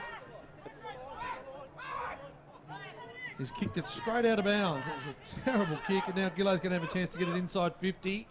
They're forever moving here, the forward line from Launceston. Gillow wheels and goes. It's there, Beaumont flies. And a good mark in the back by Bastic in front of Beaumont. Recruit this year from the Signet Footy Club. Settled in pretty well. Good zone for them to work on. Bastic. Just a long kick down the line. Leak. We need to take that one now. It's going to go Kingston's way through Max College. That's where I was going. Just on Lockie Godomski, Mac, you mentioned before, he's done a lot of fundraising for bone marrow failure, and I think called the Bloody Long Run with a group of mates, and they've raised a lot of money for the Menzies Centre, so good work, Lockie Godomski. Yeah, lost a sibling, brother. Yes, Alex. Yeah, Alex a few years ago, and yeah, great that the family can get behind the cause. Here's Clifford now. Lockie Clifford just keeps it in. Right foot kick. Close to the boundary line. Leake will get back there first. Gee, that was a good pick up. Awkward bounce. Kick here looking for Hines. Early though, earlier getting it is Jesse Price, who gets a free kick for a hole. So Jesse Price is going to switch it inside. Dangerous, ambitious kick, but does all right to Ari Schoenmaker. Drives it off half back. Characteristic style of kick of his. It's not a bad towards Posman. Roving it now is Bailey Gillow. Free kick advantage. Inside 50. Looking here for Pfeiffer, who's resting up forward. But the kick had a bit too much heat on it. It bounced over the boundary line right in front of the Launceston club rooms. 5-1-31 to 4-7-31. Scores level. Just a little breeze getting up under the table here, Foz. I look over Benny Donaldson, best in the business. He's got the hands in the pockets. I'm going to have to go the track pants at half time, I believe. That'll be my first layer, Max. Have you got much to go to? I've got a puffer jacket. Yes. Boundary throw in. Risky situation here for Kingborough. Pfeiffer in there. Doing well as Bastic. Murray Bastic sees it over the boundary line. Still in that pocket. Jake Hines is hovering. We've seen him kick some miracle goals from that spot before. Over the years. So we'll get a Clarence Glenorchy update from you in a second, Macca. Just a heads up at the next stoppage. Front position, Gardner. Pfeiffer wins the tap. Little kick away by Lovell. Contested footy. In there was Jordan Cow. Tyrrell kicks it back. Dangerous. Reardon's there. It's out of bounds. What do you got for us? 3 points up, still the Pies. Really? Oof. Yes, and North Launceston are 33 points up. They've doubled Lauderdale's score 66 to 33 on the other side of the river. I think Max was going to try and get a South Launceston score. Who have they got today, Maxwell? They've got Georgetown. So we'll see if we get a score there in a minute. Up at Youngtown. Shallow throw in, has to be done again. Inside 50 this quarter, 9-8 Kingborough's way. So really even, whatever stat you look at the moment, it's a pretty close contest. We like to see. Previous seasons we've seen a lot of blowouts on this ground. It's a really competitive game here today. Front position Gardner wins the tap, out it spills. Good tough work in close there. Lockie Clifford gets it out. Gronewagen front position was held. Over the shoulder, take your pick, play on, leak inside 50. Oh, Riley should have eaten that up. Dropped the easy mark, tackle laid there on the Kingborough defender, who is Hyatt laid the tackle. Yep, on Godomski, who's getting up. So what are we, 21-minute mark, so getting close to half-time. Gardner wins the tap. Lovell again, front position was O'Neill, couldn't take the mark. A lot of players have been sucked up the ground here, pretty crowded. Will Clifford with a clearing kick on the far side. Can they get a fast break here, the Tigers? Gronewagen, though, gets it back to Campbell Atkins. Short kick, intercepted. Going to work out all right there to Kenny. Dances around. Inside 50, 30 out. Contested footy. Bastick did pretty well. Tackle laid there on Cow by Reardon. Ball up, 30 out from Launceston's goal. South Launceston 28, Georgetown 18. That'd be about halfway during the second, if I stand to be corrected. Little handball from Pfeiffer, couldn't find the target in Palfreyman. So we're still 30 metres out. Now you're holding the ball. It's against the Tigers. And it's going away of Brody Palfreyman. Player there late on the ball. He's on the mark at the moment. I'll just try and pick him up in a second as the umpire obscures. Sure who it is. We'll get look at that in a moment. But anyway, it's a free kick. Brody Palfreyman. It's not a high-scoring game. So this goal going into half-time will be really handy. No excuse, a shot here. Kicking it to the northern end of the ground. 12's the footy. In he comes. Palfreyman misses to the left. No, he snuck it in. He snuck it in as Palfreyman. And the Blues are back in front here at Windsor Park. That's his second goal. Kicked a beauty earlier in the day. And they're back in front by a goal. Max Walker. Yep, second for the quarter there for Brody Palfreyman. And you could see what was going to happen there, wasn't it? All the Launceston guys were just holding off. Palfreyman was sitting on the guy.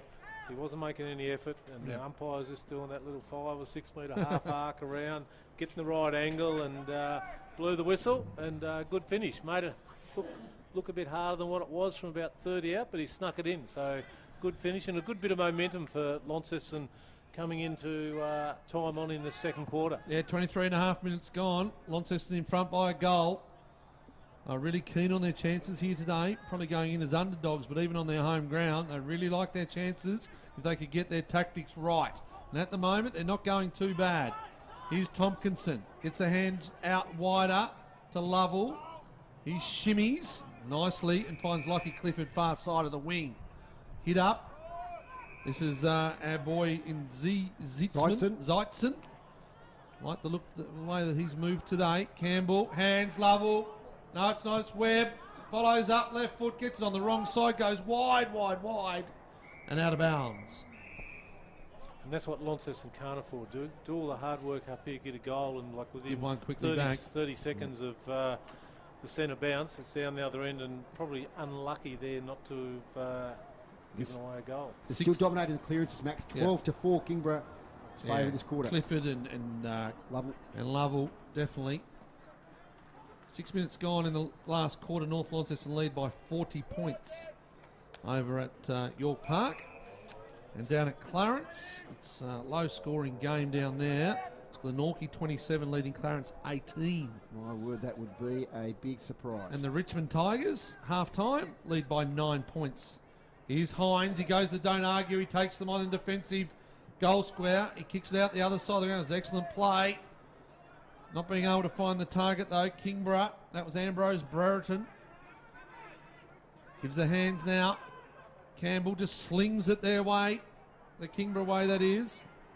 Left foot kick. Showmaker finds Jones. Jones will run and go. Tyrrell, left hand, under pressure. Put even more pressure on Palfreyman, who dragged Campbell on the way past. Probably a little bit of a professional free kick, able to stop the play because they were in trouble, and now Campbell goes wide. He goes wide and finds Clifford. They're racking the ball up here at the moment. Now these midfielders, good hit inside 50, good mark. The big fella in Tyler Carter, who's kicked 2. He went to his knees. Gillo might have given him a little ear rub at some stage. Mr. Kieran Love will provide the assist In fact, again. is it Leak? No, it's Gillo. Another stat for Kieran Lovell, Macca. He is just on fire in this game. 9 in the first quarter. I'm sure he's doubled that in this quarter. Yep. So tucked away in the right forward pocket against the boundary line is Tyler Carter. He swings around on the left and misses near side. Too much hook quickly. And so behind. So Kingborough 4-8-32. A trailing Launceston. Accurate Launceston 6-1-37. Ari Schoenmaker. Out from fullback. Probably got 2 or 3 minutes left in this quarter. Low kicks a beauty. Hits a teammate on the chest over there. And that is Campbell Atkins with those blue boots. He's one that's easy to spot when you're commentating. Up the wing. Almost a mark there to Riley. That is a really good mark. Drifting up the ground there to Dylan Riley. Led purposefully to the ball. Took the mark. Now off to Tyrrell. It's a kick away just in time. They're looking for Pfeiffer, who drops a chest mark. He follows up with a tackle, that is Pfeiffer. So contested footy on the far side now. Umpire will ball it up. Just inexperience there, and if Pfeiffer could have taken that mark and rolled around on his left foot like his, you've got Jake Hines and Beaumont down there waiting for it, but the siren beats him to it, and opportunity missed. So the Blues, after trailing by 5 points at quarter time, now lead by 5 points at half time. And Launceston 6-1-37, lead Kingborough 4-8-32. Macca. Yeah, 3-goal quarter for them, and Kingborough kicked 1-3. So it was a good quarter for the Launceston boys. You got the goal kickers, Max? Yeah, I have. For Launceston, 2 to Tom Beaumont, 1 Liam Jones, 1 Dylan Riley, 2 for Powerfulman, and for Kingborough, Clifford 1, Tompkinson 1, and Tyler Carter with 1 in each quarter, giving him a total of 2. Okay, half time, we'll be catching up with the president of the Launceston Footy Club, Don Jones. He'll be with us after our break. We'll just have groups of stats here in a minute. He's just about collated them. But, just a quick score here, Dave. We've got the Bombers playing at UTAS, Bombers versus Bombers. We've got the Tigers playing Tigers up at Rochalee today. You've got very inaccurate by both sides so far. Rochalee 4-6-30, Longford 1-6-12. Thanks to Damien Lavelle, club legend out there, for forwarding those scores to me. Low scoring game there, and here we get Windsor Park. We've got the stats thanks to Dave Gruber. Hit outs, Kingborough 23 to Launceston 18. Clearances, Kingborough well on top, 23 to 13 and 12 to 5 in that quarter. With the inside 50s, Kingborough 30 to 17. So they've almost doubled the entries there, but they were fairly even in that quarter.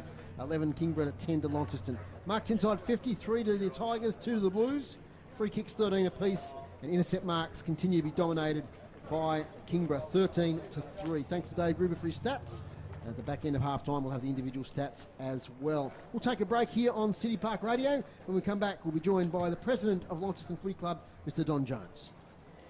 Play your cards right this winter with new LPG deals from Elgas. From LPG account credits, fixed pricing and carbon offset options, Elgas has got you covered. Go online, www.elgas.com.au. A sponsor of City Park Radio.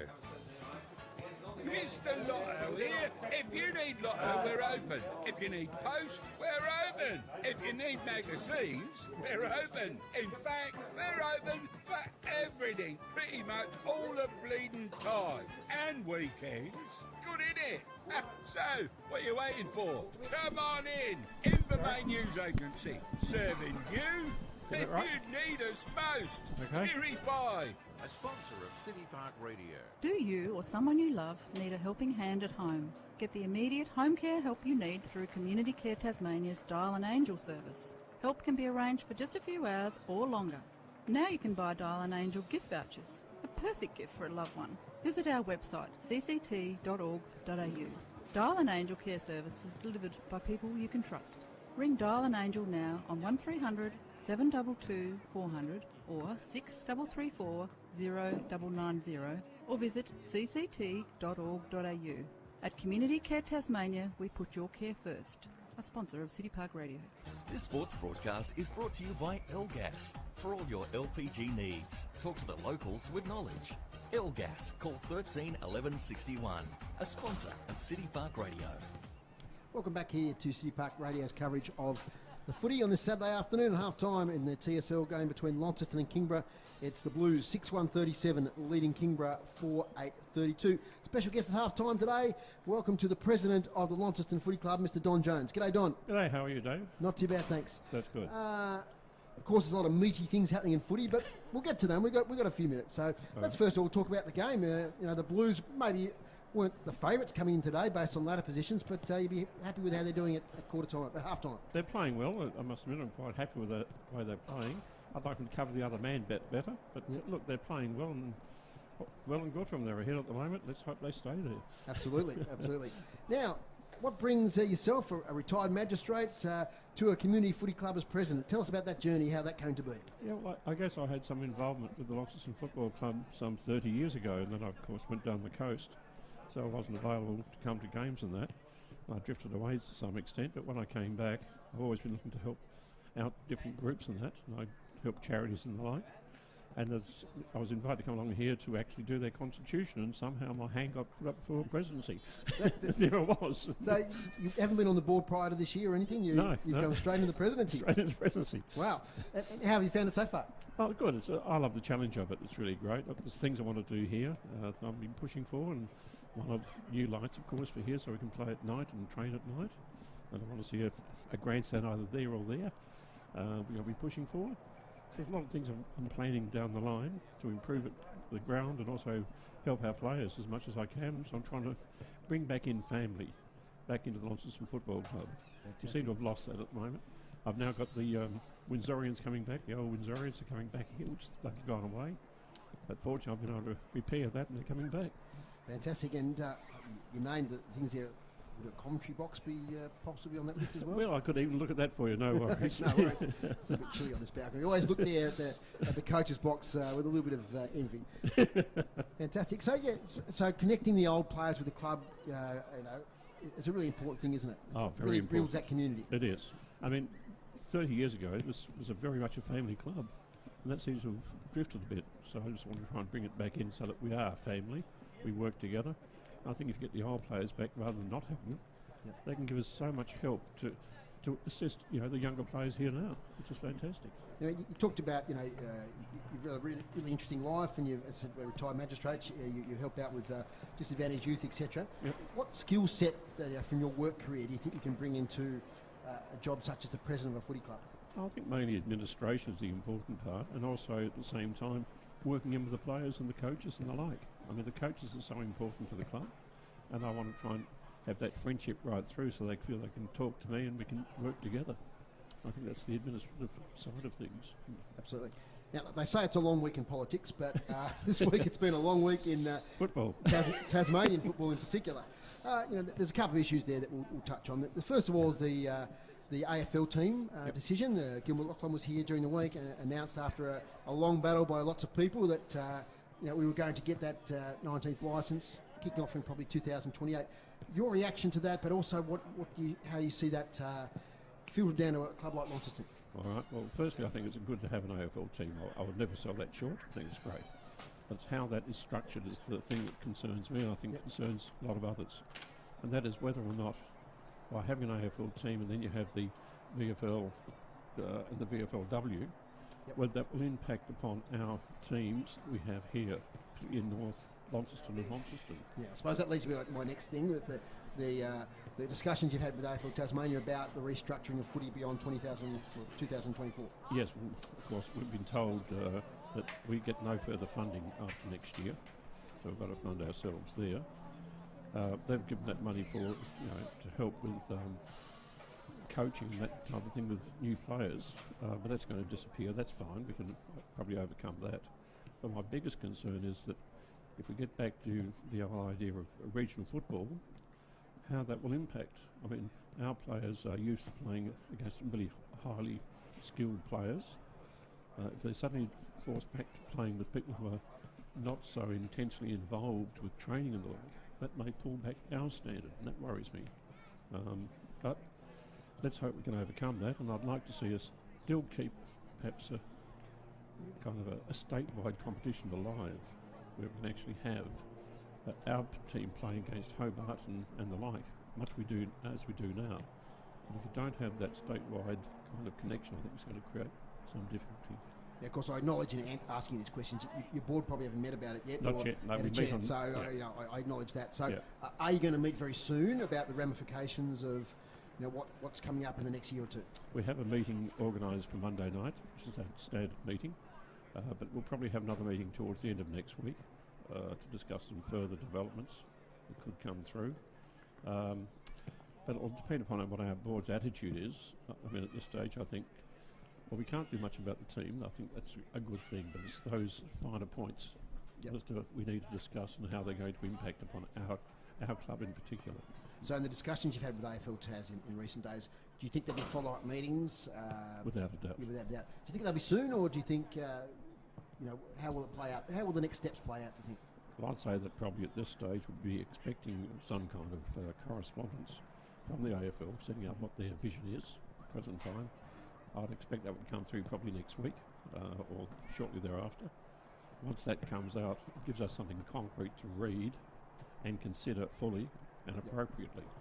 And we'll certainly do that. We'll give it full consideration, see how it's going to function, how it's going to achieve what the AFL want to achieve, and what impact it will have on us. I suppose, is one of the difficulties that each club is going to see decisions that are being put to them in a different light, and there might be some clubs that are happy to move to a more regional model where others aren't? Is that a bit of a difficulty moving forward? I think that will be a problem. Yeah. I would certainly expect that some clubs will not like the idea of the regional football. I mean, it happened here once before and didn't really go that well.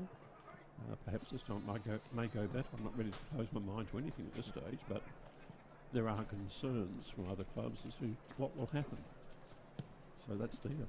Okay, yeah, so as I said, we're acknowledging there that we'll have a board meeting, and I presume you'll put out a statement or something to the media about how you're feeling about things? Yes, that's why we haven't released any statement yet officially, because we're waiting for our meeting to discuss it and get the proper information and make sure it's on behalf of all of us, not just me or the board. We want to get a broad spectrum from all the players, the coaches, the lot. Do you think you'll have discussions with North Launceston, in particular Thane Brady, who's been quite vocal in the last 24 hours? Can you see you getting together with North Launceston to talk about the future? I will certainly be talking to Thane, because I've got his phone number. I'm going to ring him and have a chat to him about what impact it's going to have. I think we've got it, particularly North Launceston and us, have to work together. I think that's important. And all clubs, we need to work across the board with all of them. And I'm certainly prepared to do that, and I'm prepared to say I'll go anywhere necessary to discuss it with them. Fantastic, Donald. Well, let's get back to the here and now. We've got a season of footy to play out. Yep. So, it was a tricky situation this year, having won 3 premierships, and a few players, as sometimes happens at clubs where there's a prolonged period of success, move on to other things. But your younger players seem to have really stepped up. Look, they have. I mean, the young players have done really well, and I think when Mitch was available to get in with them, it was working very well. And I think once his time is up and he's back again, it'll improve even more. But the young players are doing a great job. You can't sell them short. I mean, they haven't worked together as a team, but they've come together as a team, which is fantastic. And I think that's through Mitch's doing that's happened.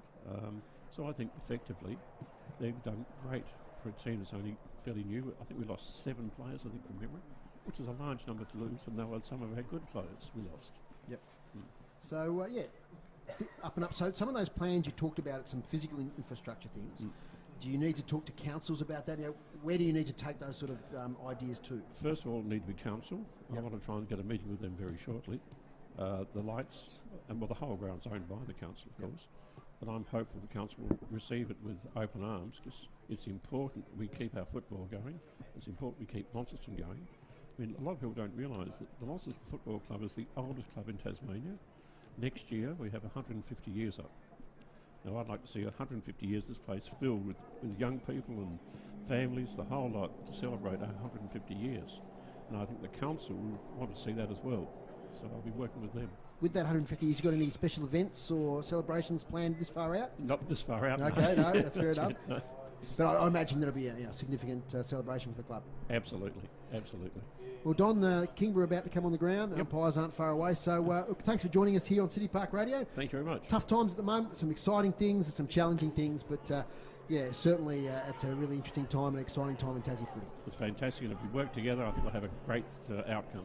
Fantastic. Thank you, Don Jones. Thank you. Who's the president of the Launceston Footy Club, for joining us here at half time. We'll take another break. When we come back, we'll set the scene here for the second half of play. Play your cards right this winter with new LPG deals from Elgas. Whether you're moving in or you're settled in, make the switch online today. From LPG account credits, fixed pricing and carbon offset options, Elgas has got you covered. Don't lose out this winter. Visit the website, choose your new deal and sign up today. Go online, www.elgas.com.au. Elgas, local, safe and reliable. A sponsor of City Park Radio. What if I told you there's a job out there where you can really make a difference? Where you can inspire others and be inspired? Where your workmates make you laugh constantly? Not only that, but you could work from home, set your own days and hours, and find financial freedom. Sounds too good to be true, right? Well, it's not. If you love working with children, join our Thrive Group family and become one of our family daycare educators. Give us a call on 6341 1555 or visit thrivegroup.org.au. Thrive Group, proud sponsor of City Park Radio. Radio is available on many platforms, and podcasting is one of them. City Park Radio has established a community podcast corner, so individuals and groups can use our quality studio to record their very own podcast series. Whether you're a group of good friends, a club, or a professional looking for facilities, City Park Radio can help you. Contact the station on 6334 3344 and we'll get the information to you. Putting the community into radio. City Park Radio. You're listening to great TSL action, Tasmanian State League football, on City Park Radio. Welcome back to Windsor Park, and it's Launceston at the moment 6-1-37, leading Kingborough 4-8-32. So a couple of close games at the moment in the TSL at three-quarter time. An amazing scoreline there at Bellreeve, and it's Clarence 2-16-28, leading Glenorchy 4-3-27. So 1 point in it leading into the last quarter. And Max, I think it's all over there at York Park, looking at Macca's computer, and Macca's back with us as well. Yep. And looks like the Northern Bombers, after a slow start, have won. They have. Looks like it was 83-36 there, Dave. So promising win for North Launceston there after last week as well. They lost the first two, they won the next two, but certainly what we saw last week, they're looking good this season. Macca, you while I was talking to Don, you have a bit of a chat to Mitch Thorpe. How's he seeing things?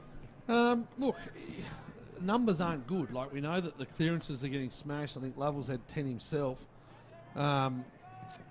He just says we just got to stick to the structure that they want. The structure that they want is contests up forward, no intercept marks. He was pretty upset about the intercept marks in the first quarter. Lovell's an issue. Obviously, the amount of the footy that he's getting, and also Reardon. So probably look for someone like Isaac Hyatt, even though he's a bit smaller, he's got pace. He might go to Reardon as a defensive forward, and maybe look for Pulfreman to go head-to-head stoppages with Lovell. Okay, in fact, you've got the stats there, Macca. Yeah, now look, I do have to apologise, and I should never question you, the captain. Leake did have 11 in the first quarter. Thank you. So you're not the captain anymore, is he, Max? He's the king. The coronation of the king. He'd have his robe here somewhere to put on afterwards. He does want to get off air by 4 to go and watch it. Old Chuck get the crown. Leake had 16. Leake's had 16, and Mitch Thorpe's very, very happy with him. Jake Hines with 14, playing more midfield today. Obviously all midfield. Schoenmakers had 13, lots of sort of those kick-outs. Tyrrell 11, Canning 11, Pulfreman 10. And we mentioned Lovell, that's the one they keep stats on. He's had 18, 9 in both the quarters, but it's the 10 clearances that are the biggest issues at the moment. 14 kicks, 4 handballs. So, So massive there, and the Blues are back on the ground. The Tigers are back on the ground. Max, got any more NTFA scores beyond what you told us before? Not as yet, Dave. No, still waiting for them to come through. What I can tell everyone is that looks like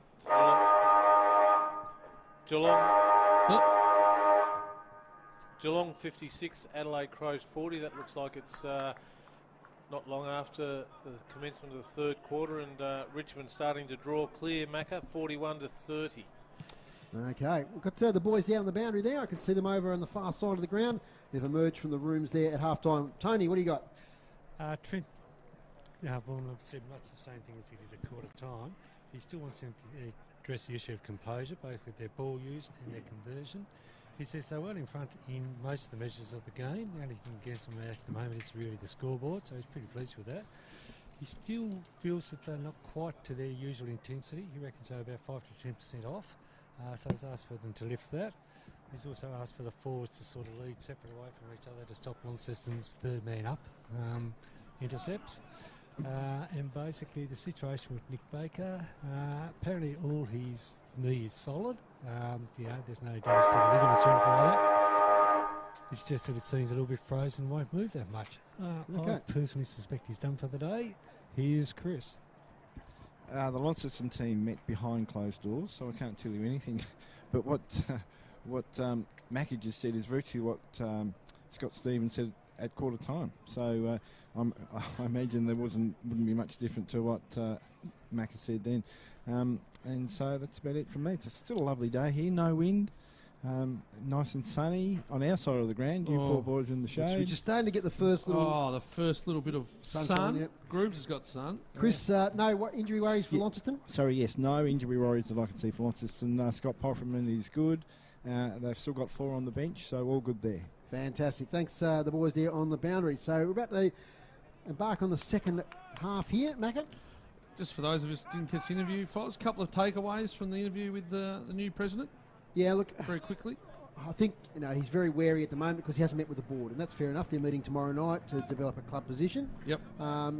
He's got concerns and some worries about the demise of the TSL, along the similar lines that Thane Brady has articulated. Yep. But I think he's just waiting. He's going to issue something to the press after the board have met tomorrow night. No worries. So we're about to go here in the third quarter. Umpire Ben Bannister's going to throw the ball up. Tompkinson with Pfeiffer. Tompkinson came down, tried to kick it in mid-air. Launceston lead by 5 points. It's going to be a terrific second half here on a sunny day at Windsor Park. And the ball's held up, sort of going forward rugby style as Pfeiffer. He wraps up Tompkinson. Pfeiffer looks to jump, can't do so because Tompkinson gets it first. Here's Canny, cut-off kick, inside 50. Leake runs under the footy as well. Had a good first half, did Leake. They link up by handball. That's really a throw, it is. And it's a good tackle. Ryan Tyrrell. By Ryan Tyrrell.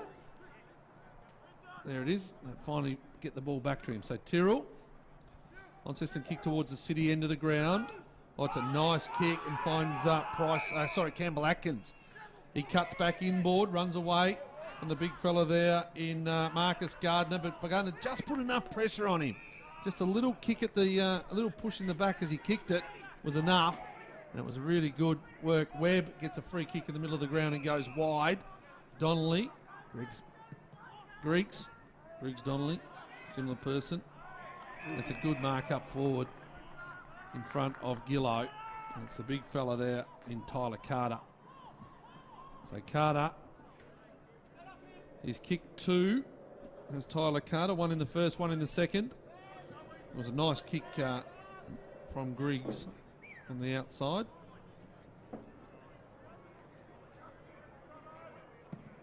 Carter has a look at them. Awkward looking kicking style, but it's good because it goes straight over the goal umpire's head, and that's 3. So that's 3 and a couple of afters afterwards. As Jake Hines. Jake Hines doesn't forget things from last year's grand final, maybe, and just puts a little bit of pressure on. So 3 goals now, Tyler Carter. They moved the ball well, and just that little bit of pressure here, wasn't it, by the big fella in Marcus Gardner. Just put enough pressure on. You right? Yeah, you're back. I'm back. Just to spoil the kick and... just enough. Yep, just great chase by the big fella. Sorry, Max, I turned you off as you were unwrapping your violet crumble before it was coming out on air, so I just had to switch off the audio there a bit. Apologies. Don't tell the viewers what I eat. No, sorry. Michelle is eating a violet crumble. I'm sure it's a granola bar in a violet crumble sort of wrapper. What are we? Bar. 5-8-38 to 6-1-37. Tigers back in front. Lots of protein. Campbell tracks it towards half forward. On it again. Scoops it out towards Lockie Clifford. He's tackled off it. Picks it up again as Hines. And he's tackled to the ground. Pile driven into the turf. Did you get us a half-time order from the Brew Coffee Hut over there, Foz? Your sponsor? I didn't get a break. You guys did. Up it goes. As Tompkinson wins the tap. Straight down to the bottom of the contest. It'll be a secondary ball up. Have a listen to him. I had a break because I had to go and put track pants and a beanie and a coat on. I sent you to talk to Mitch Thorpe. Yeah, did a good job. I did so. Up we go. As Tompkinson wins the tap. Down to Hines. Tackled by Tompkinson. Little kick, Clifford, Lockie Clifford towards half forward. Big contest. Off hands, chance, Cole. Tackled. Great tackle of Palfreyman. But second opportunity, Lovell. Kicks for goal. Kieran Lovell off one step. Kicks it through. 2 in a row to Kingborough. Great work there from Kieran Lovell. He's up to about 20 possessions now here at Windsor Park. Having a fantastic game.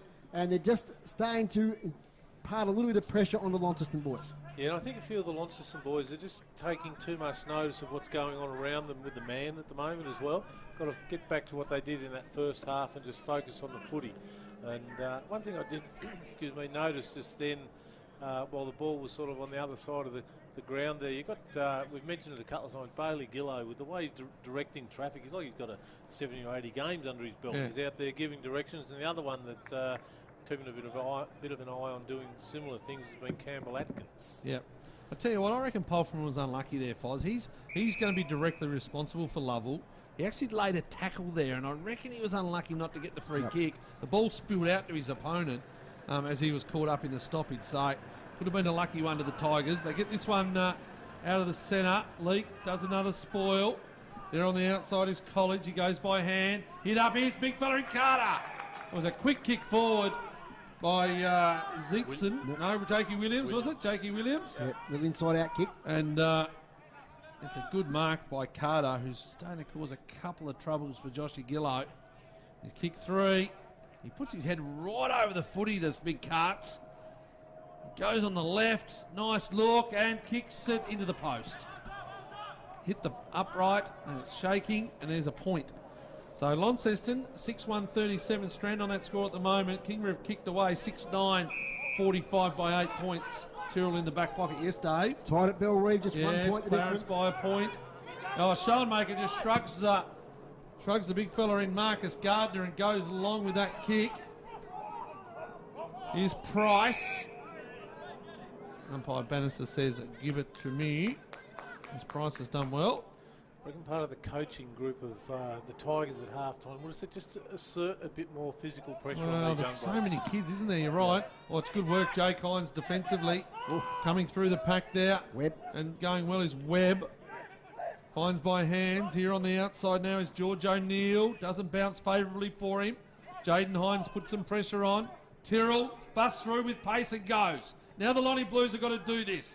Palfreyman on that 45 kick out to the wing. It's a good kick and finds a Beaumont. He'll wheel and go on the left. What's he got on? He had Hyde over the top. He goes a little bit further towards the boundary, and it might come unstuck here with a throw in. Close to the boundary. It's either going to be a ball up or a throw in, and it's the latter. It's going to be, it's the former. It's going to be a ball up. So they were away there. Tyrrell just cut them apart with that pace of his.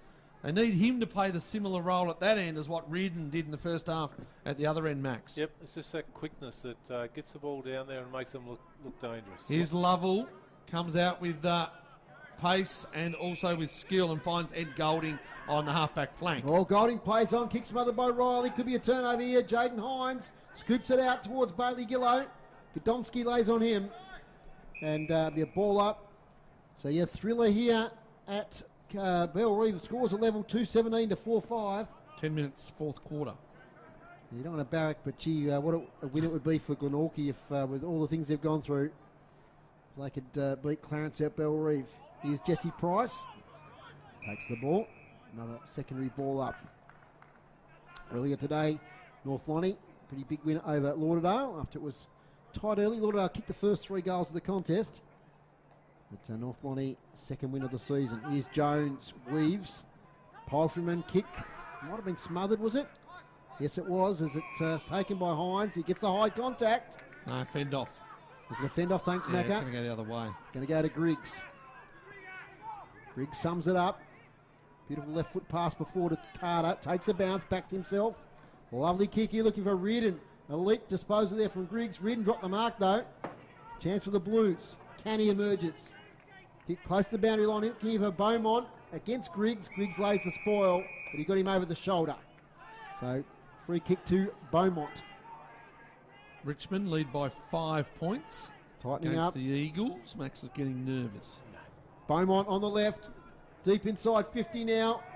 An easy mark to Murray Bastick, the boy from Signet. That's what they don't want, Launceston. That's what the coaching they don't want. Intercept marks. Kieran Lovell gets around his opponent, gets it to James Webb. Macca said he's a good inclusion. He's been great today. Up here looking for George O'Neill. Great mark, George O'Neill. Dashes off. Inside 50, spots up Carter. Nice ball there from Josh Gillow. Falls to Atkins.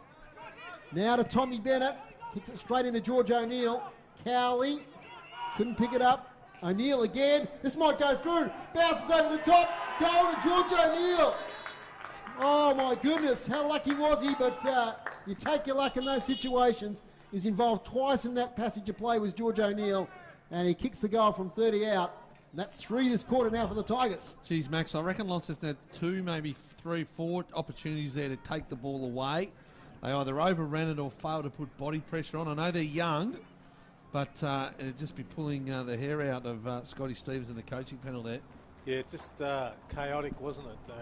Just a little bit of panic, I'd say, more than anything, just set in. Like the team get 1 or 2 goals run on, and knowing that they've got some good strength around the ball, and you just start to look over your shoulder a little bit and start to think, where's my man, instead of running at the ball. So 3 goals for Kingborough to open the quarter.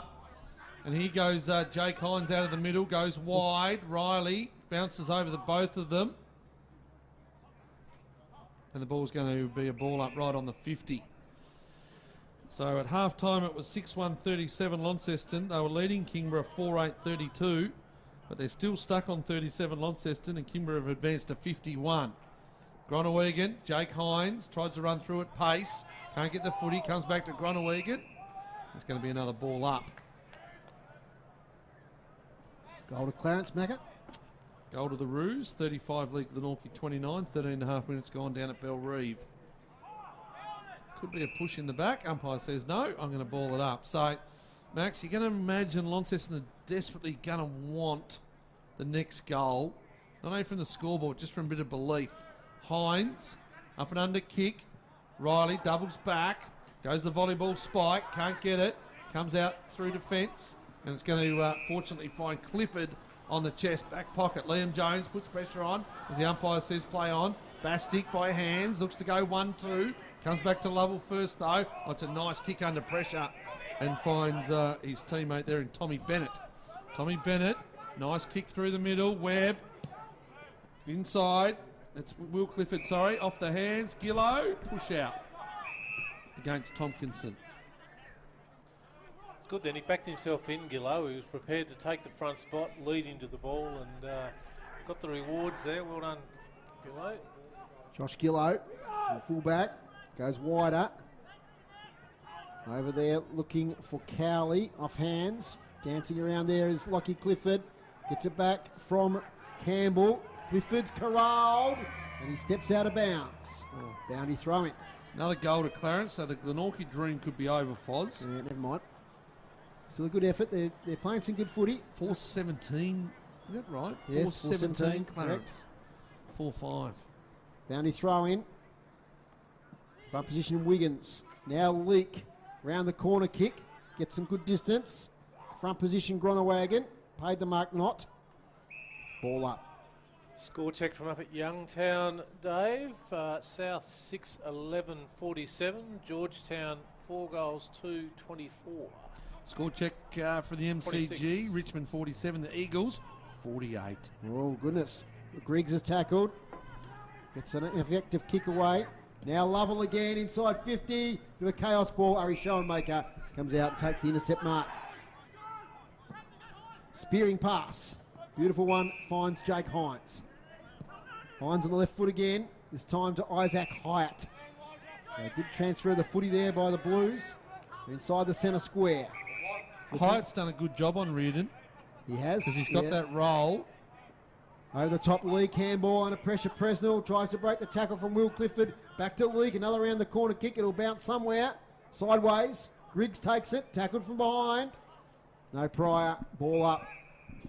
So good work there to take the ball from deep in defence, now in attacking position. I know that wasn't intentional, Max, but that's that chaos kick I was talking about. It was. You know, it actually put pressure on the Kingborough defenders straight away, because Launceston got some wee forwards there that can lay some pretty good tackles. Gardner wins the tap, only as far as Liam Jones.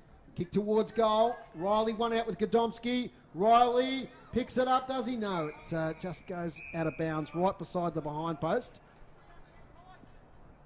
Right in front of an orange Subaru over there, which looks quite like my own. Subaru sponsorship. Another Is it Subaru sponsorship? Brought to you by Brew Coffee. He's got Violet Crumble in for himself too. You wait, you'll get a cupboard full of Violet Crumbles this week. Bounty throwing. Pfeiffer wins the tap, but Lovell's there again. Kicks it out of defence. Little shove there from Gillow. Gives himself some space. He's got assistance there from Jaden Hines, who lays the block. Gillow kicks nicely to find Presnell. Cuppa kicks out from goal. Lockie Presnell on debut. Invited now to play on. Pressures the kick, but it goes right deep into the goal square. Oh, it's a mark to Jake Hines. He was second in line, put up the jukes and dragged it in, 20 out slide angle. I'll tell you what, as a senior player, he's had a really good game today. He's led them in the midfield. He's done it in the back line. He's been up forward. You know, not so much as a permanent forward that we've seen him in the past, Max, but I love his leadership today. I reckon he's had a real dip. You said they needed the next goal, Macca, and we're right behind this one. If you're viewing the stream, kicking to the town end of Windsor Park. Jake Hines for Launceston's 7th. Kicks the goal. Brings them closer. Does Jake Hines. 7-9-51 Kingborough. Launceston 7-1-43. Gets his first for the day, and certainly what you said there, Macca, is 100% correct. He's put in a very serviceable game today, and as we see him just having a bit of a rest there. No, he's gone back into the middle again now, so just trying to nullify a little bit of the dominance of the Lovells and the Eddie Coles and the Cliffords around the ball. Yeah, well, it's all about structure for Launceston today. They know that if they can get their structure right, they think that they've got a game plan to win this. They've just got to stop things from falling down for them.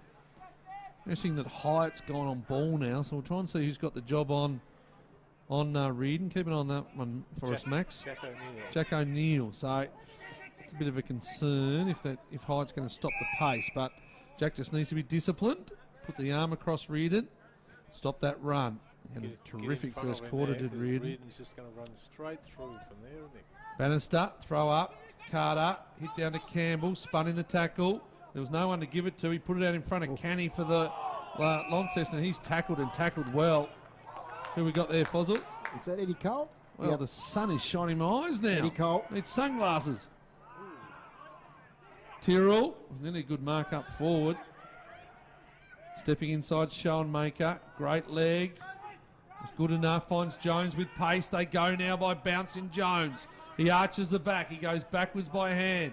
Comes through now and gives the ball to his teammate in five for the left footer. The big unit. Not a great kick. Not a great user. He's tried hard in the ruck, but that wasn't one of his better efforts. And Lockie Griggs takes the defensive intercept mark. Griggs has been good today. As I said earlier, having a good season. If you just joined us, Nick Baker out for the day for Kingborough. Intercept there from Jake Hines on Zeitzen. And now Hines, though, tried to do a bit too much, holding the ball. He did well to hit the pack again. I was loving the fact he put his body on the line, Jake Hines. George O'Neill kicked a goal earlier in the quarter. Kick to R4's not good, although it might end up all right. It was great, as it turned out. Tyler Carter wheels from 55. Shortens the kick up here, looking for Tompkinson. He's 1 against 2. The speedy Canny will get away from Big Jack. Willie, yes, he does with the underground handball to Josh Gillow, who's happy to see it over the boundary line. I've changed the beanie for the cap, Foz. Now I can see that into the ground. It's a really good game here. 7-1-43 Launceston. Kingborough 7-9-51. Launceston 7-1-43. They trail by 8. 8 points, that is. It's been a pretty good quarter. It was all Kingborough early. Launceston fought back with a goal. Trying to take the ball out of the ruck was Tyler Carter. Saw him do that earlier in the day. It's a good shot at goal. Over Leake's head. He's not going to give away a free kick. No, it wasn't to Leake. It's going to go against the Kingborough forward in Tompkinson. And it's going to go to Ari Schoenmaker. No, it's going to go to Wiggins. So Wiggins back into the side today. There's a late inclusion for Harper. Caught up with work, Joby Harper. So they've got that to come back. We heard before maybe Jamison House as well. And also Jackson Thurlow. So some good players to come back in. The ball spits forward here by hand. High's got to get rid of it. He's caught. He went, look, he left and right. He didn't get rid of it. Now he's caught. George O'Neill, great defensive tackle. It's been good up for George O'Neill. High just had to go and kick it to space, you'd imagine. He was looking to give and link up. He had all the paddock in front, Max. Just kick it to the space. Like, if there's no one there. Yep. Griggs. Back the legs in. Inside 50. Oh, good Mark Leake. How have you liked his game today, boys? Good. Yeah. Very good. Very good. Can you see something in him? Absolutely. Jones comes back inboard. Got to take a risk. Pulfreman now goes wider. Oh, taken out of the contest there. They're going to get away with it. The Tigers. Presnell was taken out of it. You can see him being a big body defender in 2028. James Leake. Yes. To 2028. For GWS? No. What as in he's going to come home, is he? Yes, he is.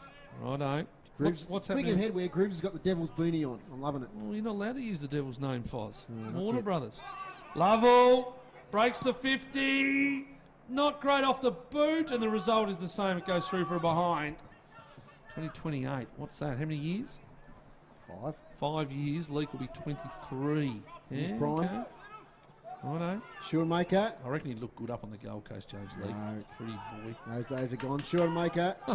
They're not. Cruised out of defence. They're not. Big 50-metre kick. Up here, Bastic almost takes the mark. From the spillage. Handball though by Wiggins. Doesn't hit the target. Tigers with a chance through Reardon. He can't pick it up. A few fumbles here. Jones with a little handball. Reardon fighting hard again. Spills out. Here's Ambrose Brereton. Nice handball back to Gardner. Now to Lovell once again. Oh, big fly there by Tyrrell. But keeping his feet is George O'Neill. O'Neill gets to 50. Gets tackled at the last moment. The ball will bounce. Jaden Hines has got it. They'll handball over to Wiggins. They should clear here, Launceston. Nice outlet kick looking for Canny who marks. And they're away, the Blues, from half-back. Little kick to Pulfreman. Back to Canny. 45 kick to Hyatt in space. He runs on. He's got to play here all by himself and O'Neill, but Griggs gets the hand in. It might end up with O'Neill. Little hand off to Gillow. Support from Hyatt. Has a player with a mile of latitude here. And that is young Cowell. Cowell kicks towards Pulfreman. Clears his head. Trying to clear it out there was the Kingborough defence. Now Webb lays the tackle. It's going to be a ball up. Gee, it was a frenetic bit of play. Yeah, Clarence by 20 points now. Yep. They're going to win. 24 minutes gone. So a good fight though, Vogelenorki. That's all you can ask from them is a contest. And Clarence got an almighty scare. Ball's on the 50-metre line. Launceston end of the ground. Hyatt lays a tackle. Umpire says, give it to me. Was Jesse Price there as well. He's done some nice things today in his first game. Nice and athletic, bit of pace. Come through the D-League. Carter. It's going to be a free kick. Sorry, it's Gardner. Get those tools mixed up every time. Free kick, Kieran Lovell off the ball. Against Pulfreman, holding. So defensive 50. He keeps getting the foot, he does, Kieran Lovell. Looks pretty fit, doesn't he, Kieran Lovell? Keeps racking them up. Good punch from Leake. Which way is it going to bounce? Oh, good tackle, Presnell. Front of the interchange boxes here at Windsor Park. Bathed in sunshine. Launceston are trying their hardest to keep up. They're 43. They trail by 9 points. Kingborough are 52. 22 minutes gone. Listen to City Park Radio 103.7, 96.5. And the King, Dave Moore, wants to speak. Yeah, I think we've got Chris Say with something down the boundary. Chris. Joe Groenewegen was waiting for ages to come onto the ground, but because the ball's just here in front, he's finally got on. Fantastic. He's, from that ruck contest, ball says the Tigers players on Pulfreman, and they're going to win the free kick.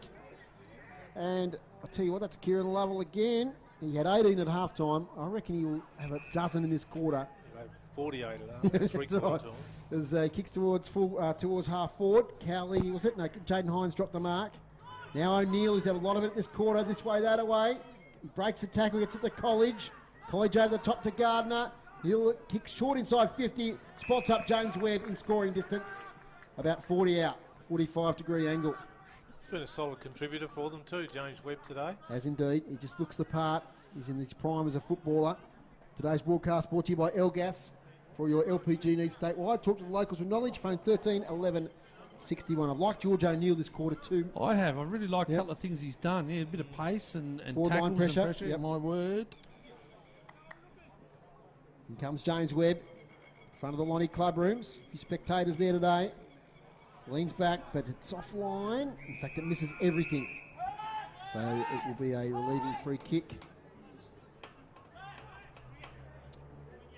It's going to go the way of Schoenmaker. Been pretty good down back. Plays on. Gets himself in a little bit of trouble. But he has a player in supporting Josh Gillow. Young Tassie Devil from last year. And he plays on too, gets around Carter. Back now to Schoenmaker. They've done it okay here, the Lonnie defenders. Up the win looking for Presnell. Getting the hand in was Ambrose Brereton. His handball spills out of bounds.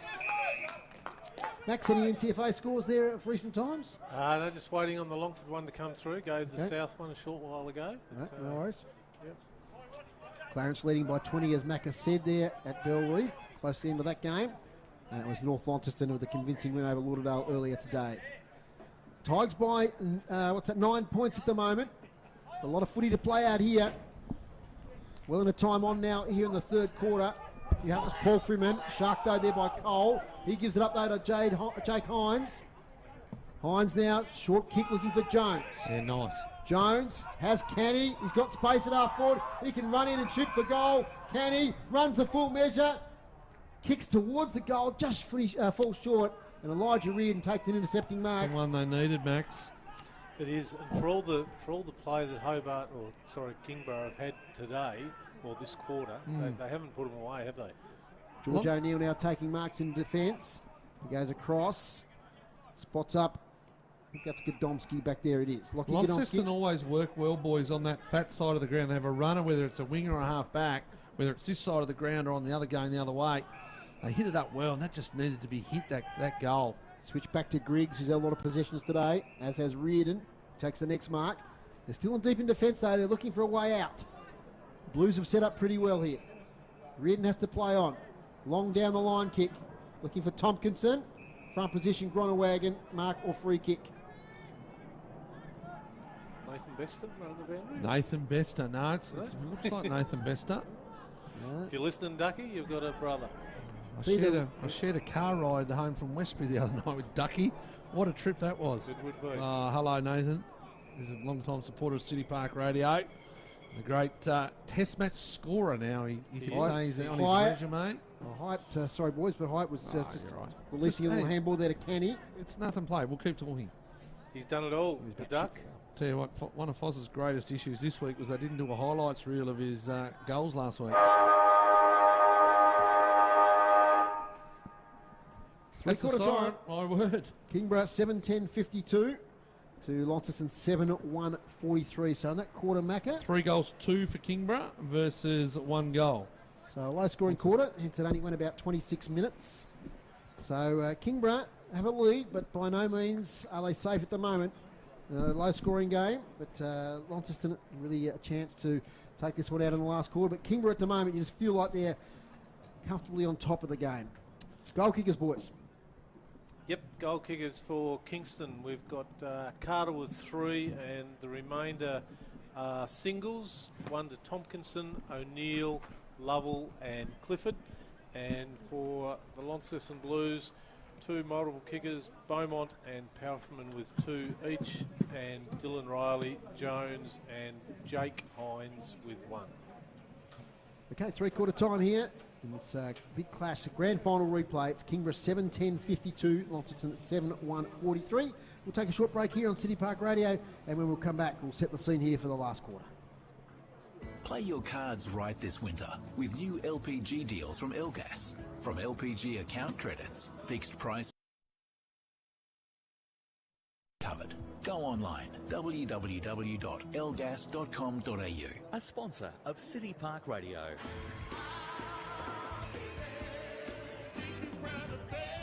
Dancing in the Shadows of Motown. This amazing show recreates the dynamic performances of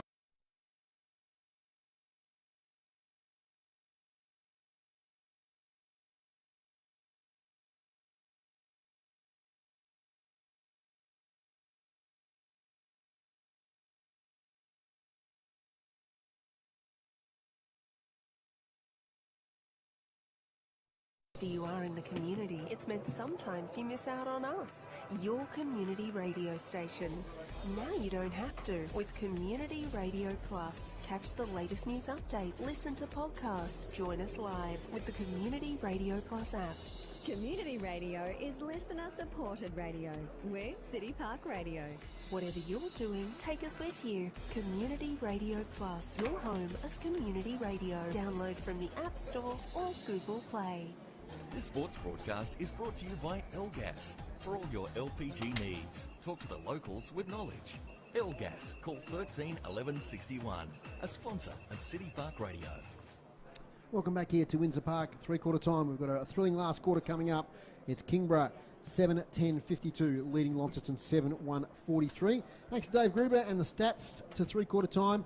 The Kingborough boys really getting on top of the hit-outs in that quarter. They had 16-7. They lead 39-25 over the day. Clearances, Kingborough 32 to Launceston 20, 9-7 that quarter, Tigers way. Inside 50s, 12-7 Kingborough in that quarter, 42-24 throughout the game. Marks inside 50, Kingborough 3-1 that quarter. Free kicks, 20 to Kingborough, 18 to Launceston, and intercept marks, 16 to Kingborough, 6 to Launceston. Thanks to the stats boys from Launceston.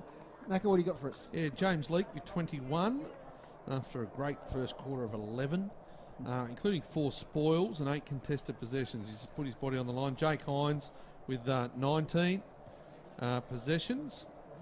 Stays consistent. Showmaker off half-back, kicking the ball well.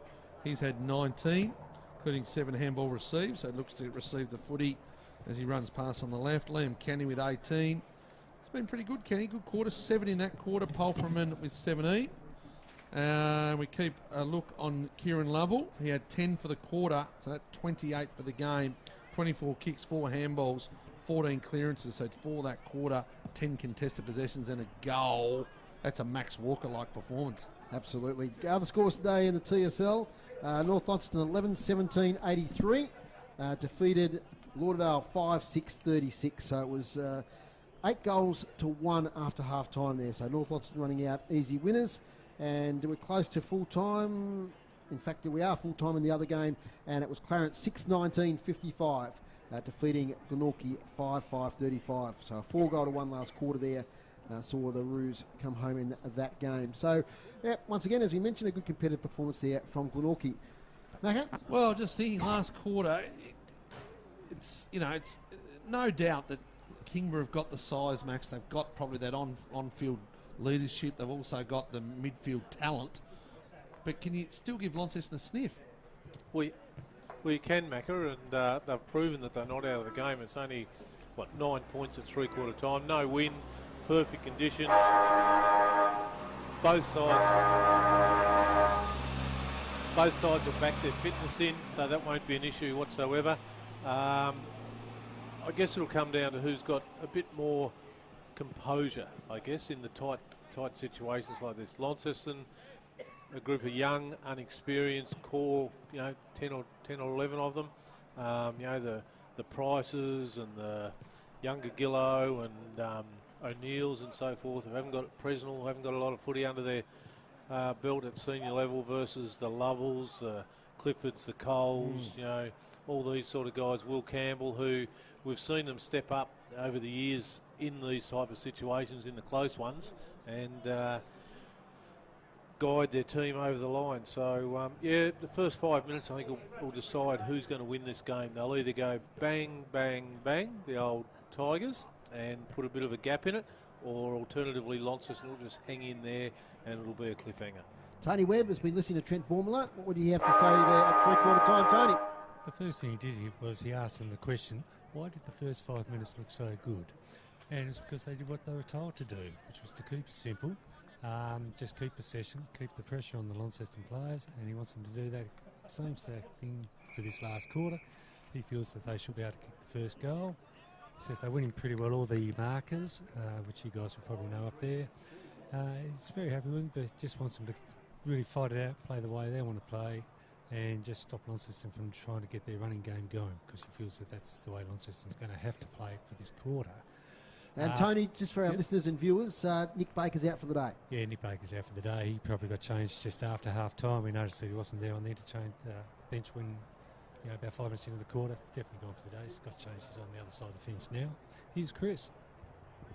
Yes, Launceston kept Kingborough waiting then, didn't they? But the coach had a lot to say. In fact, before the coach spoke, Jake Hines addressed the players, and he was very passionate about what he was saying about belief in the team.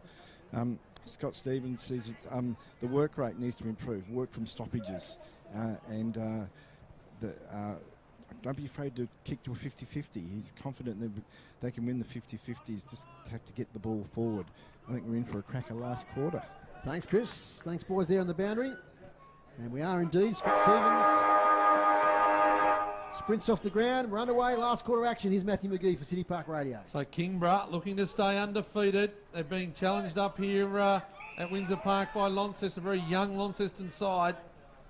And they've done a pretty good job.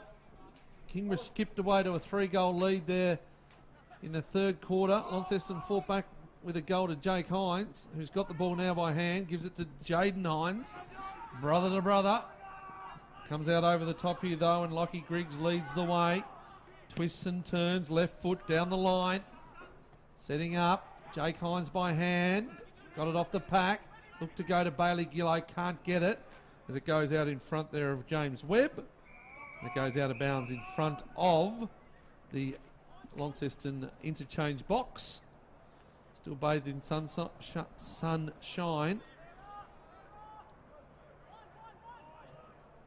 So throw in. Groenewegen. Down. Set upon his Lovell. Holding the ball was called. Play on, the umpire said. Will Campbell snaps it forward down the line. Leake does well again. 21 possessions, first 3 quarters. But they get the ball and they control it now through Clifford, who goes by foot. Inside 50. Josh Gillow does well. Double fist up. Punch out of bounds. Interesting observer here today, boys, I saw when I drove in, was Maverick Weller. Yeah, Maverick Weller, who will coach the state side this year. There's a game against Queensland. And he'll be looking at these teams, trying to pick a bit of a squad of who to take on Queensland later in the year, Fozzle. Absolutely. So is he still involved with Penguin? Not directly, Not directly, no. So he does that and does a bit of the Devils assistant coaching as well. Lockie Clifford releases a handball. Here's Zeitzen, gets it to Will Campbell.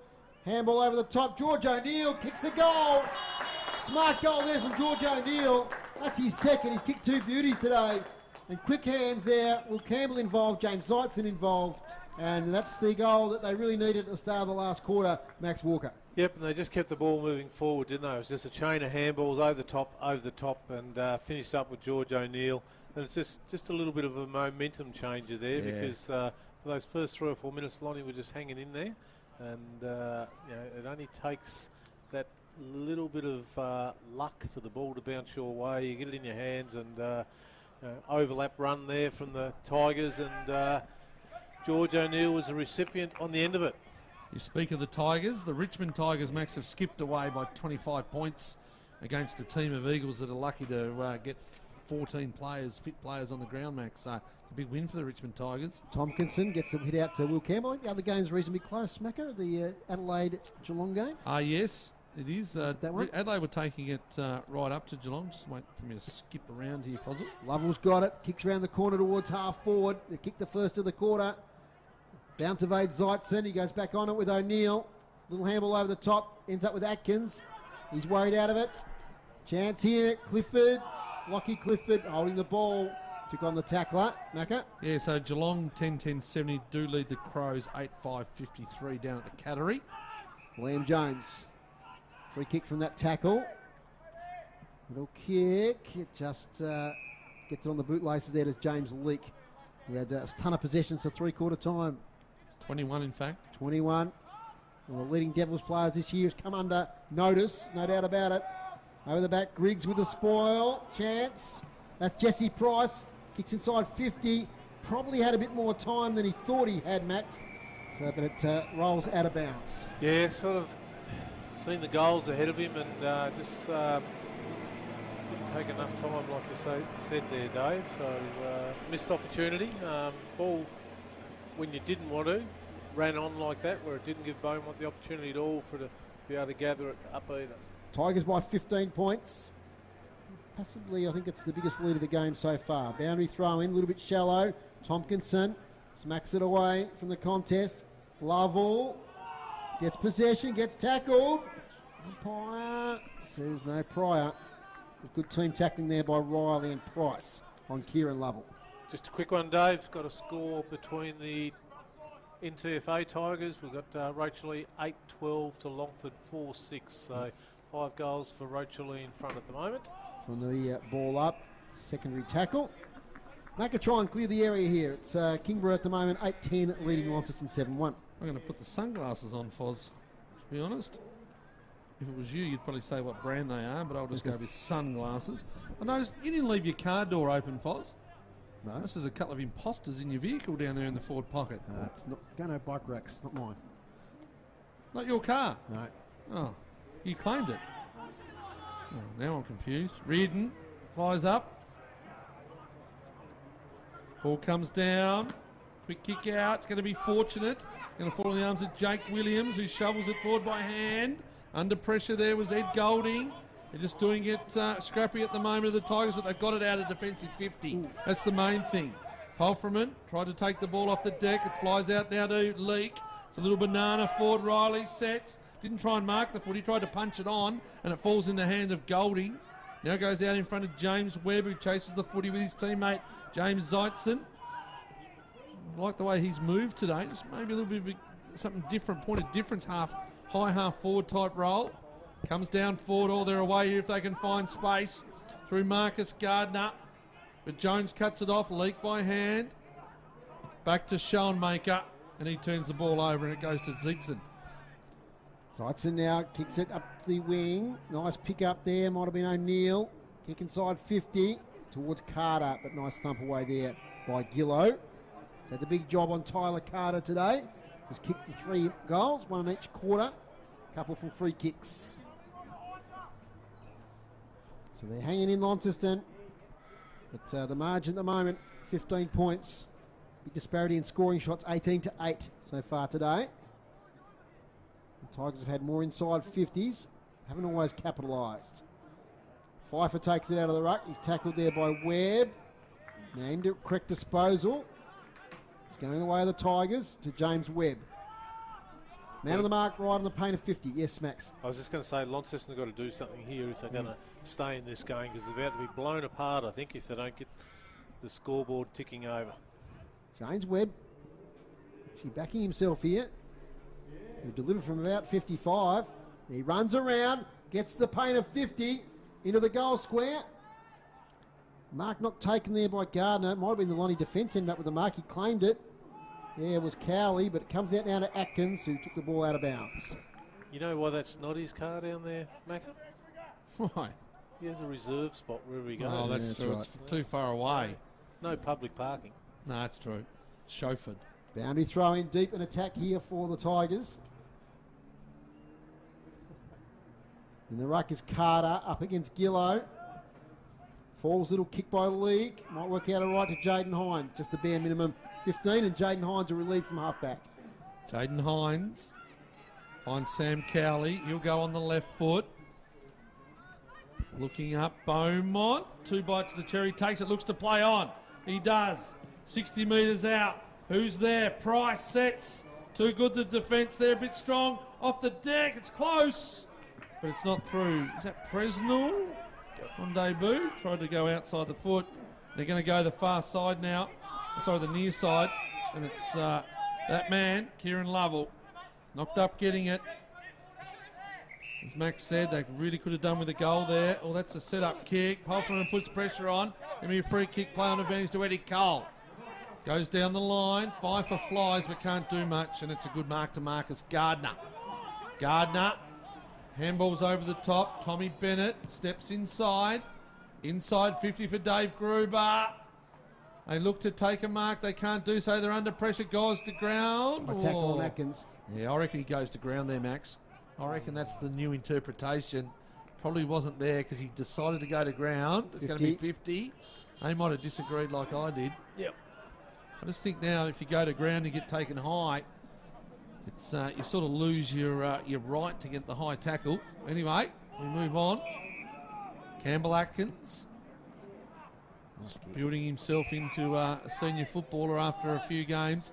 The Riverside High School product. Down the road here, it's Campbell Atkins. Find Jake Hines. Liam Jones. Jones pumps it inside. Riley just can't find space today. He's not a pack marker. Jack O'Neill.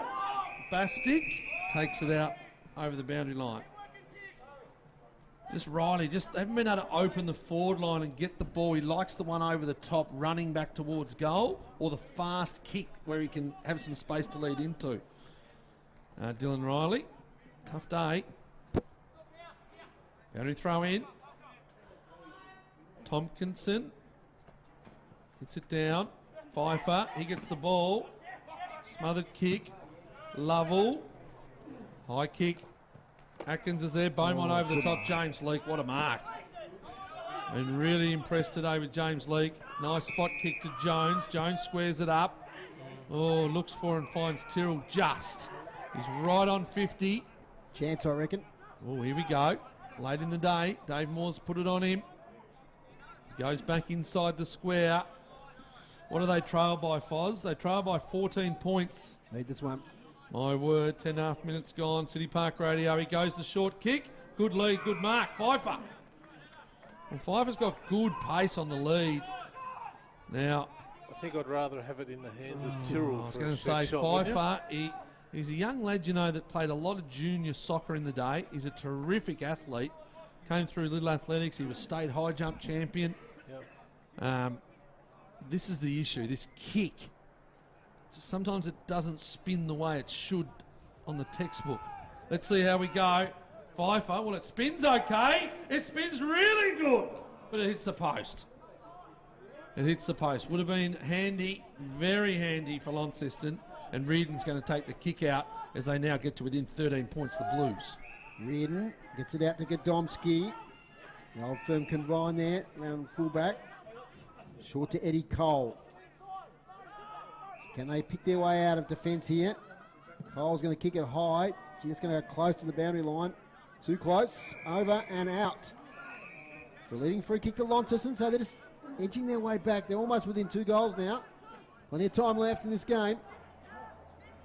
Sean Maker has it. He'll launch it long with that raking left foot into the pocket. Can they take a grab? Cowley nearly took it.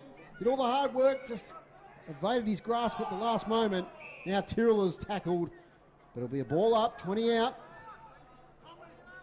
He's got to make something out of this, the Blues. You know, maybe drop a couple back off the contest so that when the ball does rebound, they can get it back in there quickly. Hines does a ruck work. Now it's a free kick. It's going the way of Hines against Gardner. Yeah, paid by the other umpire, I think. He had a look across. Who's it going to? Jake Hines? Yeah, Jake Hines. He went in the ruck contest there with Gardner. Bit of a mismatch, but he used his body well. Today's broadcast brought to you by Elgas for all your LPG needs statewide. Talk to the locals with knowledge. Phone 13 11 61. A big moment in this game, boys. Inside 50s for the quarter, Foz. We'll get that in a second. We'll just keep our eye on this shot on goal as Hines comes in. 20 out. Kicks the goal for Launceston. They're right back in it here at Windsor Park. And it's 8-3, 51 Kingborough, 8-10-58. To answer Macca's question there, yeah, they've had 6-3 their favour this quarter, Macca. Yeah, they're on top at the moment, Max. They are, but the Blues, that is, the Blues. Yeah, but they just haven't, unfortunately, been able to, from their perspective and their supporters, just can't put the scoreboard pressure on. It's 1 goal apiece in this last quarter so far, and if they can get the next one, they're certainly building a bit of confidence. But you know, I think it'd be interesting to see what happens out of the middle here again. Is Lovell in there? No, he's having a spell this time, I think, by the looks of it. No, he's in there. There he is, There starting he is, against yep, Beaumont. So against Beaumont goes So into Beaumont's the middle. into the middle. Bit of grunt, I guess. Bit of grunt, my word. He'll love it in there. Groenewegen. Gone to level too. Yeah, so Groenewegen and Carter both missed the ball. Or Gardner, sorry. Both missed the ball. There's going to be another ball up right in the centre of the ground. Gardner, Groenewegen. Cole's there. Umpire says another one. So third time. Players still set up. 1-on-1 inside. No one willing to throw anyone back at this stage as an extra. It's all 1-on-1 footy all the way around the ground. No one's come up to the stoppage. It's 1-on-1 old-fashioned footy. Here's Cole in front. Gillow pressures him, sweats on him, goes to Campbell. Unlucky. It's going to be a Campbell free kick. Goes wide. Over the top, good mark. That's Griggs. Played well today, Griggs. Yeah, he'll always step inside on that left foot and a penetrating kick. Oh, it's a good mark. Well done down there on the chest to Schoenmaker. Oh, no, he's kicked it into the man on the mark. He didn't go back. I'll get back to that. It's a snap at goal from Tompkinson. And the big fella down there in Tyler Carter, he wasn't even looking at the ball. He actually just threw his arm up in the air and thought, I'll throw my arm up. And it actually kicked it into his hand. Did Schoenmaker. He'll get another chance, but they've given away a point. Straight down the middle to Jones. Jones, he really wanted to play on. Campbell did well to hold him up. Been pretty good today, Jones. He's given him some pace and some bite. He's kicked into a mess, though, and the mess is the Tigers' defence. Ed Golding finds Bailey Gillow. Bailey Gillow will actually go by hand now to Price. Off one step. Inside 50. Tyrrell sits. Can't take it. Cowley bounced off his head. Back down the front to Tyrrell. They're going to hold it in. They get another crack here, Launceston. They trail by 8 points. We're 15.5 minutes gone. 8-3-51 Launceston trail. Kingborough 8-11-59. From the ball up, Gardner wins the tap. Leaks sharks it. Taken away now is Ambrose Brereton. That's a nice delivery over the far side. And taking the mark there is Jake Williams. Jake Williams down the wing. Punched away from Tompkinson. Josh Gillow, he's doing pretty well against those big fellas down there, Macca. Josh Gillow. Yeah, look, he's just a consummate, rotating on him. He's just a consummate defender. He just punches and he spoils. And I think you mentioned it, or you mentioned off air that he hadn't touched the footy early. He doesn't care. Even in the Devils last year, he had games where he had maybe 1 or 2 handballs or maybe 1 or 2 kicks if he was lucky. But he was the number 1 spoiler in the comp, and that's what he was down there for. Campbell can't quite take possession. Here's Bailey Gillow. Does well. Kick wasn't great. It's to space though. Who are the runners? Beaumont gets there, turns, handballs here towards Palfreyman. Good work there on the ground there by Tommy Bennett, but it comes back to Palfreyman.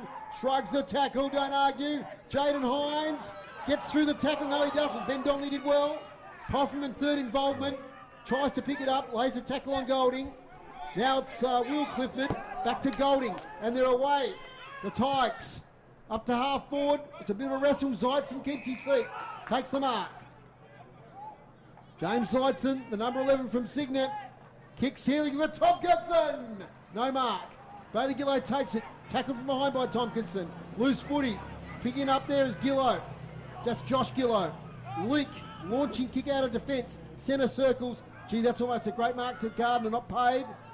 O'Neill's tackled. Oh, he's held on to it, but he's not gone. Got away with it. Good footy here at Windsor Park. End-to-end stuff. Kingborough by 8 points. We've been playing 18 minutes in this last quarter. Ball's in the centre of the ground. Launceston are pressing.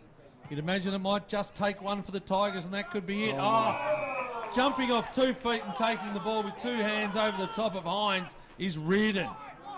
What a mark. He started the game well. He's had some quiet moments, but that could be the mark of the day. Hit up lead, finding Ambrose Brereton. Little perm mullet type look happening at the back there is Ambrose Brereton. Tommy Bennett, some nice touches, the Devil. Down the line, doesn't spin well. Cowley gets a chance to mark on his chest, and he does. Intercept mark for Dave Gruber on the stats. He'll wheel and go. Cowley on the left. They've got a fly. They spoil each other, do the Tiger defenders. Leak, been brilliant today is James Leak, but that one's a turnover. That goes to James Webb. Another intercept mark for Dave Gruber. This time it's Schoenmaker. Done that a couple of times with Schoenmaker, and he goes left. They get a chance to go. Bailey Gillow. Running in the middle of the ground is Groenewegen, but he's hit Reardon on the lead, basically, and Reardon's going to take it and go. Groenewegen is completely knackered, Foz. Jack Tompkinson takes the mark at half forward. 2 kicks out from goal. The big fella. Yeah, big Groners. He's had the rock battle today. Yeah, he ran from one side of the ground to the other there, and literally Reardon went past him because he just couldn't get to the footy. He worked his heart out as a big fella. There's no JB Harper, no Tina McCormack today. Griggs now from 60. Lockie Griggs to the goal square. All the Blues defenders, though, they knock it away. There he is again, Groenewegen on the ground. Holds the ball in. It's 20 out for the Tigers' goal. They lead by 8 points. And we're just about to end of time on in the last quarter. They've just kept going, haven't they, Launceston, just to be a bit of a pain to the Tigers. They're within reach, but they wouldn't want to concede a goal here. Up it goes. Tapped away. Oh, was that Kingborough player tackled without it? He was. And was there a goal? I missed that, boys. Is it going to be advantage? No. It's coming back. Thank goodness, because I missed who kicked it. There. But yeah, young Campbell Atkins there just tackled the Tigers player without it. It's going to be Max College, who's had a pretty quiet day leading the goal kicking, but he's got a chance here to maybe seal the deal. I won't call it too early, but it's going to be tough here. He'll be out to 3 goals the difference. 3 straight kicks the difference if he kicks this one.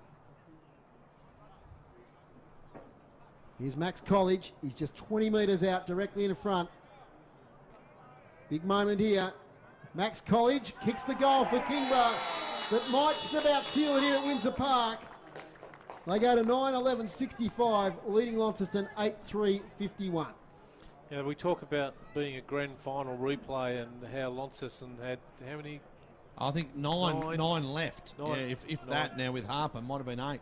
Yeah, you can sense there that after the College kicking that goal, you can still see the elation of sort of probably kicking the game changer and the winner for today. So we talk about it doesn't mean much. It's just another game, but certainly in that sense, it meant a little bit more to him, I think. And I think it was 9 with James Leake as the 9. 3 out of the 9 goals from free kicks inside there, attacking 50 the Tigers. Just a bit of experience. Leake goes into the middle. He's caught. He just couldn't get his foot or his hand to the ball. Kieran Lovell put the good pressure on, as did Tompkinson. And Lovell comes up holding his arm. Let's hope it's nothing more than a squeeze, but he's holding that wrist and arm. Keep an eye on that one, boys, on the boundary. He's in agony. Tompkinson takes the kick. Inside 50. Oh, it's a good mark. It's a really good mark. Down in the back as I get the binoculars up, Fozzle. Tyler Carter. Tyler Carter takes the mark. He's kicked 3. Now, has Lovell had trouble with that arm before? He's going off the ground, boys. When he was at the Hawks, maybe. We'll get Chris Antoni onto that one. I'm going back in time, but Carter's kicked 3. Anyway, Tyler Carter gets a chance to go 1 in every quarter. He's going to have a good look at him. He's 30 metres out directly in front. He puts that big head over the footy, but it goes far side through for a behind. It's the last thing you can ill afford, probably with your number 1 player, isn't it? Going off with a severe injury with like 4 or 5 minutes to go. He sort of got jammed, I think, in the tackle or something, and he came up wincing at that sort of elbow forearm area. The boys will be on it on the boundary. Could be a massive story out of today's game if that is anything more than just a sore arm. If it's broken or fracture or something like that, it's the premier player in the competition. Anyway, could be the headline. They're actually putting ice on his shoulder. Okay. Oh, okay. It might be a stinger, but just holding the arm to keep the shoulder. Kick inside 50. Tigers another opportunity. Taken by Presnell. He's tackled straight away. It spills out. Now that could be deliberate. Was the umpire? I think no. Boundary throw in. About 30 metres around for the Tigers' goal. It's not where the Blues want it at the moment. They need 3 goals to win. And we're just crossing the 23-minute mark. The quarters haven't been long today. So you'd imagine 3, maybe 4 minutes max left in this game. Boundary throw in. Well done there, Gillow to space. Taken though by Lockie Clifford. This way, that away. Left foot pass to the pocket's good, and Will Campbell takes it. And he's 35 out, right on the boundary, but he'll lead up a lot of time here. Take his full 30 seconds. We saw North Hobart kick a couple of goals in succession from that very spot a couple of weeks ago. What can Will Campbell do? As we said, missed a lot of last season through a leg injury. Those valuable midfielders for the Tigers. Will Campbell for their 10th goal. Kingborough across the face. Punch through. No, it's punched the line. Oh, a little fumble there for Tyler Carter. He thinks he got a high tackle. Still alive. No, Still alive. Tommy Bennett. And eventually it's signalled to behind. So 9-13-67. That's 22 scoring shots to 11. Margin 16 points. Couple minutes to go. Sean Maker kicks out from fullback. Oh, it's a nice boot. Goes long, but it doesn't find anyone but the Kingborough defender. If you're going to do that with 3 or 4 minutes to go straight up the middle, your team's got to know what you're doing, don't you? Fozzie's boy, Ambrose Brereton. Yeah, you do. That's right. It's a good kick, and that's what they have to do. There's no one there at that spot. Just inexperience. Coming through, Clifford. 1-2, don't argue. Might have gone one too many and did. And he's caught holding the footy. Liam Kenny with a good tackle. Sideways to Josh Gillow. He'll find himself with a bounce. It's his brother in Bailey Gillow. So Bailey Gillow, thought his season was in disarray with that shoulder. He's played pretty well too. Finds Shellmaker, left footer, they'll go now. Far side Presnell, he got rid of it just in time. Jaden Hines, inside, good kick to Liam Kenny. Liked his game today, Liam Kenny. Plenty of the footy, good tackling pressure. Busy is what you'd call him. Speaking of busy, here's Pulfreman, the veteran. Has some distance on the far wing. Up and under kick. Reardon will break the pack and he'll go Reardon. What a kick out in front here of Zeitzen. So Zeitzen will take it. He's going to step inside and give it a Webb. Oh, good effort, Beaumont. He just harassed him enough to put pressure on and nearly intercept the footy. Now he goes again. There's Beaumont and it's centre wing, ball up. Dave Moore. The boys on the boundary have got something for us, Tony. Yeah, Kieran Lovell has a bandage put around his wrist, which is what we thought was the issue when he was coming off. They have also put some ice on his shoulder, but I suspect he's probably not going to take any further part in the day, and hopefully find out a bit more later. Thanks, Tony. As it's on the boundary here, Lockie Clifford happy to take it over. We've crossed 26 minutes now, 16 points the margin, so Kingborough will maintain their spot on the top of the ladder and maintain their premiership favouritism. It's been well deserved through the first 5 weeks of this season. In the AFL, Foz, Richmond by 46 late in the game, and early in the last quarter, it's Geelong by 23. Max Walker's pleased. Here we go now with a little kick by Leake. He's got so many possessions today. We'll get a read on that at the end of the game. Lockie Clifford now. Spearing kick over here. Finds his teammate in Ed Golding, who takes the mark. I'll tell you what, Clifford's had a bit of a two, Foz. He just has quietly, indeed. hasn't he? We don't have his stats, but... And he gets it again. Yeah. Lockie Clifford. Heaps. Ugly old kick. And Campbell there tries to pick it up. Can't do so. In fact, that was Eddie Cole there in the bottom of that contest. As he often is. And that's the end of the game here at Windsor Park. And good win in the end of Kingborough. They maintained their poise in that last quarter as Launceston made a bit of a run. And they win 9-13-67. They defeat Launceston 8-3-51. That last quarter, the Tigers kicked 2 goals to Launceston's 1. Quite inaccurate in the last quarter there. 2 goals, 3 to Launceston's 1 to take out a 16-point win. Max, you got some goal kickers there for us, please. Yeah, we have for the victors, Tyler Carter with 3 for the day, 1 in each of the first 3 quarters, 2 to O'Neill, and singles to Tompkinson, College, Lockie Clifford and Kieran Lovell. We'll get the Launceston ones in a moment, Max, because Tony Webber's got Trent Bormala. Yeah, thanks for joining us on City Park Radio, Trent. Very, very good win. Yeah, absolutely. Very, very hard place to win against very strong opposition. So, a team that's probably been the best team in this comp for about the last 3-4 years. So, yeah, very pleasing.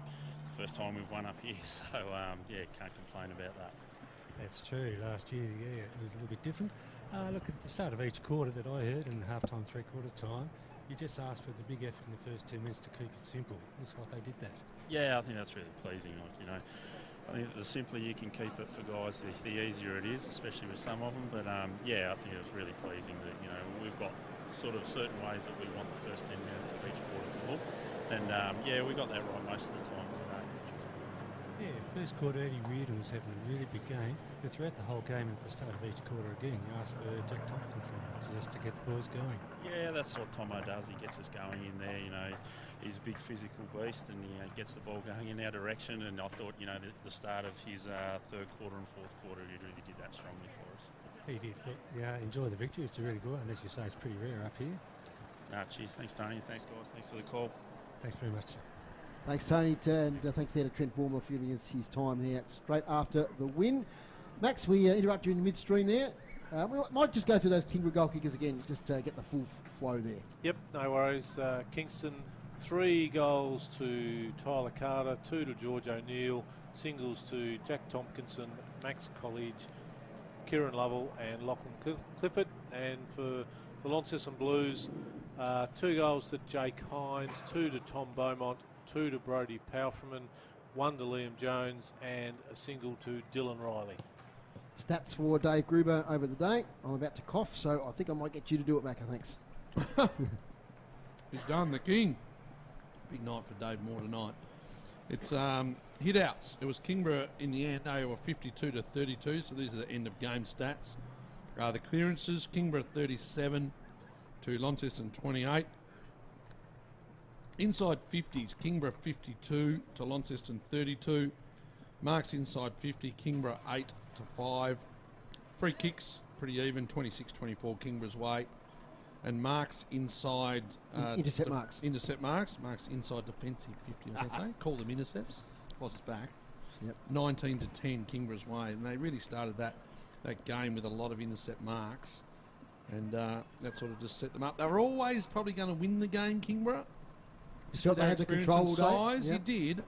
But you always thought Launceston were just nagging at their heels, weren't they? They were right there. And to be honest, they had a couple of opportunities. They get Joby Harper back. We heard that maybe Jamison House will be making his way back. Possibly Jackson Thurlow. You never know, Max. And also they've got Colby McKercher, of course, who's one of the best kids in Australia. He'll obviously be playing majority Devils this year, but, if they make finals, who knows, he might be able to come back as well into this side and give them that bit of spark around the footy. Absolutely, and he'd be a very worthy addition to them, wouldn't he? They'd love to have him. Would have loved to have him out there because he's a good ball user, got a good tank, knows where the goals are as well. So, overall, whilst they'd be disappointed with the loss, Launceston, and the Tigers would be extremely happy, as their coach said, first time they've won up here. So that bit of history escape was there, absolutely. Well, I was going to go, and then I thought... what was the game up here that was really, really wet? I thought that might have been the one I think you're thinking of the Launceston-Clarence game. Was it? Yeah. And I was going to go with it in the call, and I thought, I think they might have just snuck one in, but no. Their first win, Max. Launceston stats, thanks to the boys in the box there, especially Darren Lovell, bringing them through to us. James Leake, 33 touches, 24 kicks, 9 handballs. At times he was under pressure and maybe turned a few over, but 13 of those were contested. And 13 loose ball gets. So James Leake with 33, finished the game with 12 disposals in the fourth quarter. Ari Shellmaker with 26, Jake Hines with 24, Polframan and Canny 20 apiece, and Liam Jones 19. Contested possession. Tom Beaumont had 9 contested possessions for his 2 goals, knowing what he can do. Probably would look to play more in the midfield, hopefully, when he comes back again from the Devils. Kieran Lovell finished with 32. Went off early, but 32, 27 kicks, 5 handballs, 10 ball gets, 16 clearances, 10 contested possessions, and 1 goal for Kieran Lovell. Fantastic. He was part of that great Tigers midfield today that were really dominant. Max, you got some better players on both sides, and you're 3-2-1. Yep, thanks, guys. Lots of good players on both sides today, I thought. Running down the Launceston list first, Jake Hines with his 2 goals and what he did around the ground as well. I thought Liam Canny was serviceable. Tom Beaumont didn't get a lot of it, but he got those hard ball gets that we spoke about there on the Launceston stats. Liam Jones, I was impressed with him. Watched him pretty closely today. Covers a lot of ground. Used the ball pretty well also. Big raps on young Bailey Gillow. Just has a crack all the time. Didn't do too many things wrong today. first game of Jesse Price was very serviceable, I thought. Would be disappointed if he didn't get another game next week, I would have thought, but he did really well. James Leake with his 33 odd touches as well was kept him in the game for a lot of the time. He just kept popping up where you wanted someone to be, and today that was James Leake being able to do that for them. For Kingborough, certainly again shared around lots. We've got Eddie Cole, got lots of it. Will Campbell flashed in and out of the game. First half by Elijah Reardon was probably one of the better first halves of footy you'll see from an individual. Kieran Lovell was fantastic. Lockie Griggs, I liked him. Long sleeves running around and pretty flashy. He was pretty awesome to watch as well. George O'Neill popped up every now and then. They're big guys, just so hard to separate them because they work so well in tandem. You know, they'll go and have a blow for a couple of minutes and then the next bloke rocks up in the middle. It makes it very hard for the Gronowegans and the Fifers and so forth to get on top there. And Tyler Carter down forward, 3 goals. Could have nearly ended up with 4, 1 in each quarter, but he got his 3, so he'll be happy with that, and the coach will be happy with that also. Votes today. Apologies to about the dozen people who missed out on votes here. 1, James Leake, thought he was just fantastic all day. 2, could have went to probably half a dozen different players, I thought, but I've given it to Eddie Cole just for the way he controls the ball around the ground and hits up targets pretty well. And 3 votes, spent the last 5 or 6 minutes on the bench to Kieran Lovell with his 30 plus touches and didn't waste one of them. Fantastic. What a Max. Thanks, Macca. Taking a bit of a break from us now. I think there's... I've got a few things on, Foz. Yeah, I've got a few things on.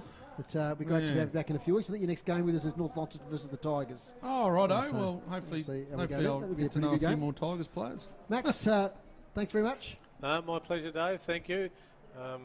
Thanks for having us part of your show today. Yeah, Dave. Coronation, Been a big week. Been a big week. Thanks to our boundary riders, Chris and Tony. Fantastic work there today. Thanks to Groobs on stats. Great work, Groobs. Great work. He's got the Devil's beanie on, which I like. And thanks to Ben Donaldson on camera. Fantastic work there today. Thanks to Ashley for the stream. And thanks to Ron Camplin, who's been in the studio today, substituting for Chris, getting us to air. That's all from us here at Windsor Park. Next week on City Park Radio Sport, we've got Launceston Tornadoes versus the Geelong United team. That's going to be from 6:15 at Elford Sports Centre, and our next TSL broadcast will be here in a couple of weeks, Launceston up against Glenorchy. So we'll look forward to that one. The Pies look like they're doing okay here in season 2023. That's all from us here at Windsor Park. Bye for now. And the final score was Kingborough 9-13-67 defeated Launceston 8-3-51. You're listening to Tasmanian State League football on City Park Radio. Well, probably won't be A station with the nicest listeners. City Park Radio, 103.7, 96.5 FM.